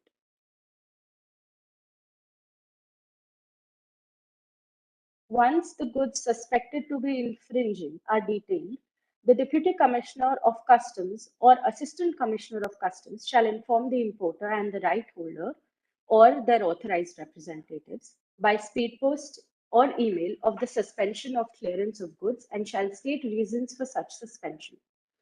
So once they come across some counterfeit goods, then they will detain them. They will inform the right holder that these are the goods that we've come across, and you have to take an action within a stipulated time frame. Now, that stipulated time frame, what is that stipulated time frame? In case of non-perishable goods, non-perishable as in non-food stuffs, which would not get spoiled after a while. In case of non-perishable goods, this timeline is from 5 days. The right holder has to take cognizance of this matter within 5 days of being informed. And within 10 days, the right holder has to take a follow-up action. They have to conduct whatever seizures they want to conduct by themselves. They have to come up with a plan, and they have to take a follow-up action within 10 days, which is extendable by 10 more days. But in case of perishable goods, the timeline is for 3 days, which is extendable by 4 more days. So 7 days in total. At this stage, the right holder or its authorized representative shall, in order to join the proceedings under the Rule 3, either provide the BRN, that is General Bond Number, we will discuss this in the coming slides, or execute a specific bond indemnifying the customs authority and provide documentary proof of validity of UPRNs. So now these two bonds, you could either go with a general bond or a specific bond. The purpose of these bonds is indemnification of the customs authorities. Whatever actions, whatever liabilities, whatever damages you would be paying as an exporter, or you would be getting as an importer, as a right holder, the customs authority does not have anything to do with it. So they will indemnify themselves that we are not liable to pay for any of this. This is a fight between the person selling or importing, exporting the counterfeit goods and the right holder. So you need to sign these specific bonds, a specific bond or general bond, and the customs authority indemnifies itself. But they're the middlemen, they help you. The right holder's authorized representative is then provided with photographs, serial numbers of the products or samples of the products for examination, testing, and analysis to assist in determining whether or not they are infringing, whether or not they're counterfeit goods. So all of this, now authorized representatives. Right holder could be a natural person, could be an artificial person like a company, it could be a startup, it could be an MSME. Who are the authorized representatives? Authorized representatives are the IP lawyers like myself. We are the ones that help the right holders in firstly actually securing the right, and secondly in enforcing the right in case of any infringements. So when you register your IP with the customs authority, one of the important information that you have to give them is who is your authorized representative, who is the lawyer that is representing you, so that all the communications also reach the lawyer. Procedure for recordation of IPR with the customs authority. Now, this is the important part. If you want to protect your IP, and if you want to stop the counterfeit goods from being exported or imported, you need to first record your IP with the customs authority. And the procedure to do that is you go to this homepage, ipricegate.gov.in, and there are I will give you a list. We will talk about a list of all the documents that are there. The right holders representatives need to create a unique ID and password on the website and fill the online forms and upload the relevant documents. Separate forms must be completed for each IP right sought to be recorded. So if you want to record your trademark as well as your design, or you want to record your copyright or your patent, you can't do it all in one application. You have to file separate applications for separate IPs. A unique temporary registration number is then generated. A hard copy of the documents must be submitted to the IPR cell of the Customs House. And the statutory fees of filing this application is 2,000, which needs to be paid by way of a DD, demand draft. Within 30 days, a unique permanent registration number is issued, which confirms the recordation. Which means that yes, your IP has now been registered with the Customs Authority after all the documents have been scrutinized, And now, whenever there is a tip or whenever there is an import or export of any material which has your IP on it, then the customs authority is going to take action. It is going to examine whether the goods that are being exported or imported, if they're genuine or not. How will they find that out? We'll go to that. This is the flowchart of the procedure of the registration and how the customs authority protects your IP. First, you need to apply for the IP registration, upload the scanned documents, upload the photographs, upload whatever certificates that they've asked for. Then the UTRN is generated. Once the online application is completed, the same documents, the same application, you have to take prints of it and you have to submit it in hard copy along with the general bond or the specific bond, and you have to submit it at the commissioner at whatever port you feel. So once you're actually submitting the application, once you're filling out the application, in the application they ask which are the ports that you want to be protected, because different ports have different customs team working on them. So you need to tell them which ports you have to check, which ports you think that the export or import is going to happen from, and you have to tell them. Verification and approval by customs. Generation of unique registration number. Once the recordation is complete, UPRN is generated. Automatic online communication to all stakeholders. Generation of unique bonds. National level targeting of suspect consignments by risk management division. So this risk management division, they are the ones to whom you give the tips, or the ones who take due care to see whether and to suspect or to target all the consignments that they feel carry counterfeit products. Suspension of clearance by customs and joining of proceeding by right holder. This is the procedure for recordation of intellectual property rights. Documents to be filed with the application form. Firstly, proof of ownership of the IP rights. How will you tell them that yes, this IP right belongs to me? If I am registering my trademark, say for example, my trademark with the customs authority, I first need to give them proof that yes, I am the lawful holder of this trademark. How will I do that? I will submit the registration certificates that I have gotten issued from the trademarks registry. I need to first have a registration with the trademarks office, and then that registration I will show to the customs authority that yes, I am the lawful owner of this mark, and now this should be protected with the customs authority under my name itself. Images of genuine goods and infringing goods. So this is what we talked about in the previous slide.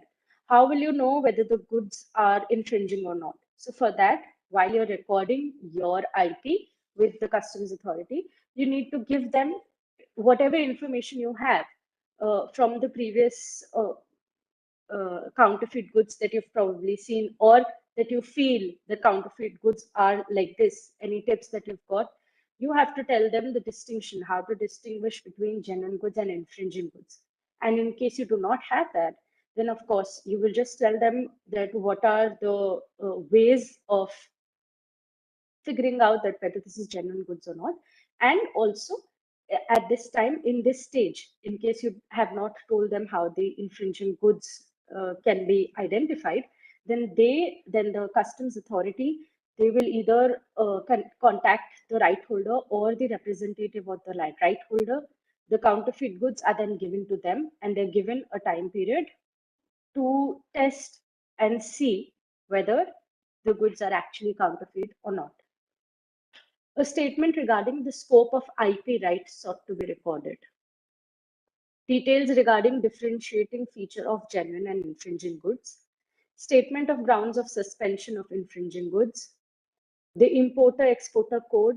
This is some code that the import-export authorities provide you with once you've registered yourself. So this is something the business has. This has nothing to do with IP. In case of geographical indications, description of the GI and the geographical area of production. Customs tariff headings of the applicable goods. Indemnity bond indemnifying the customs authority against all liabilities and expenses on account of suspension of clearance of allegedly infringing goods.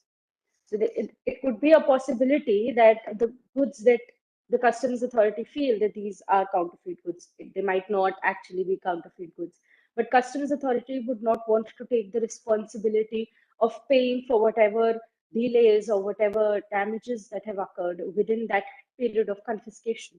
So that is why the right holder has to sign a bond. And what if it comes out to be that these are not infringing goods, and if the importer or exporter wishes to be compensated for the delays, then that will be taken care of by the right holder.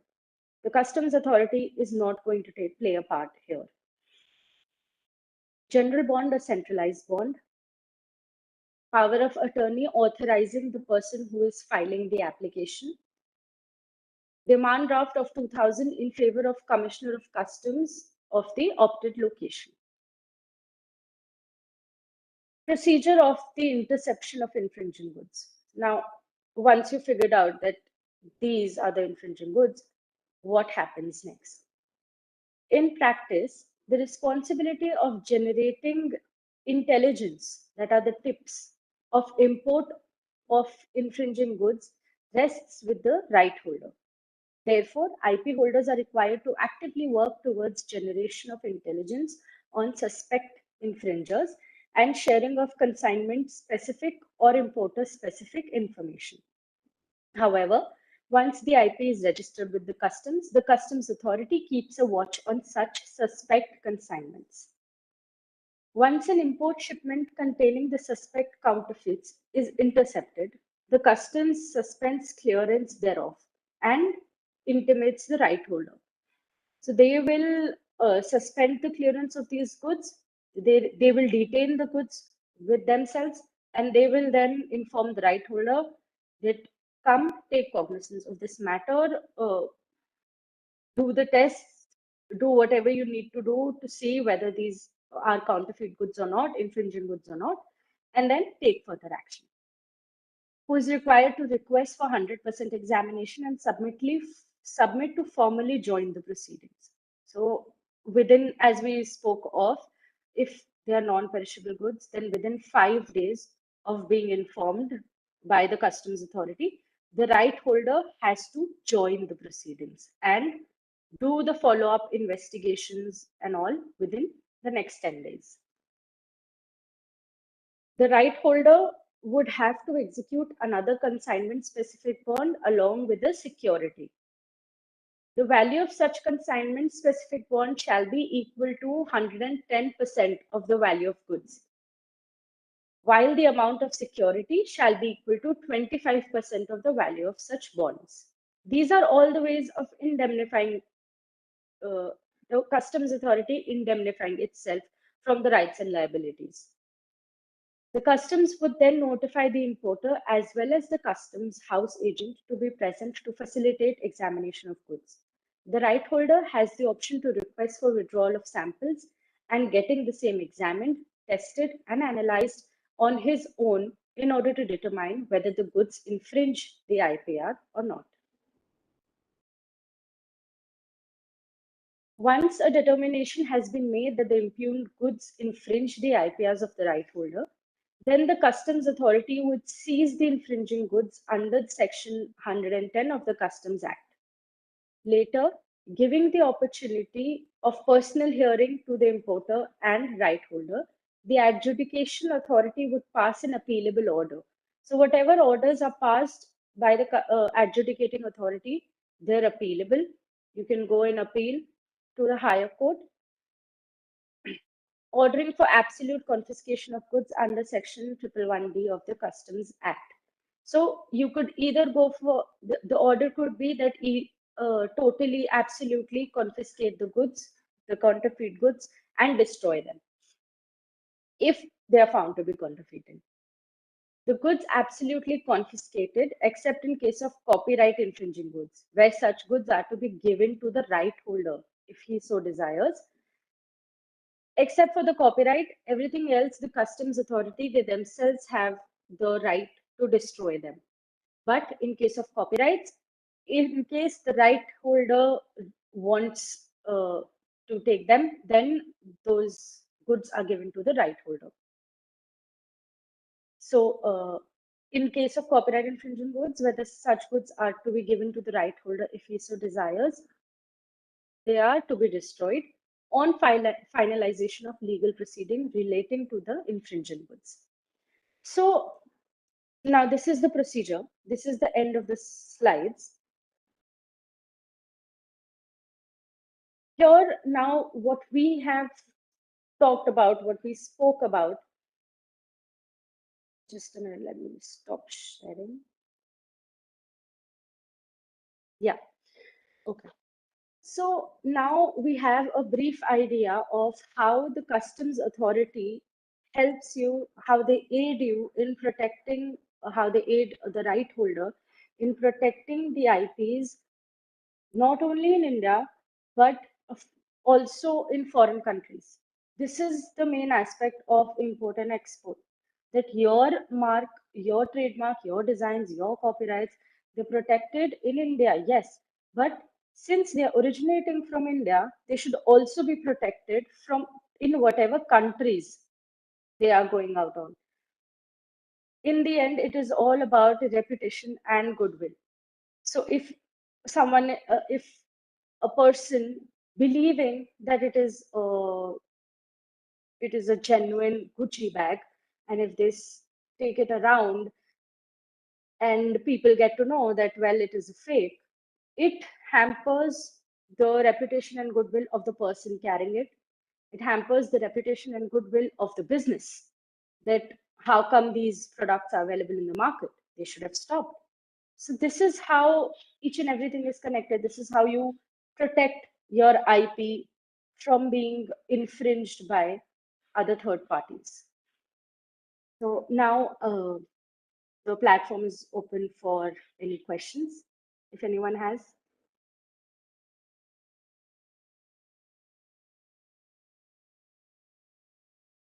There are no questions, ma'am. No questions. Wow, I think I took up everything. I covered everything. So nobody has any questions. Thank you so much, ma'am. It was a delight to hear you. And absolutely an intellect narration session.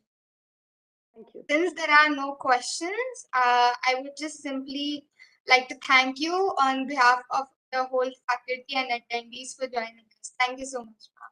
If there are any questions, then you can always reach out to me on my official email ID, which I think your college will be able to provide you with. Thank you, ma'am. Yeah, thank you. Participants, please let us know your thoughts on today's workshop by filling a simple feedback form, the link to which has been given in the chat box. It is in the irony of life that the most beautiful things last for a very short time. And so, our today's workshop has approached its end. I would now request Ms. Drishti Khurana ma'am, Assistant Manager, Cell for IPR Promotion and Management, to propose the vote of thanks. Over to you.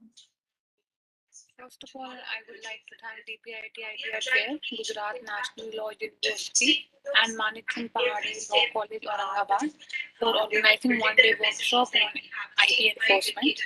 This workshop coincides with one of the objectives of National IPR Policy 2016, that is IPR enforcement. To contribute with this arena, CPAM, a professional body under DPIIT, comes up with IPR enforcement toolkit for police, which is available in CPAM website. Hope this workshop provides insights on basic issues of IP enforcement. Thank you so much.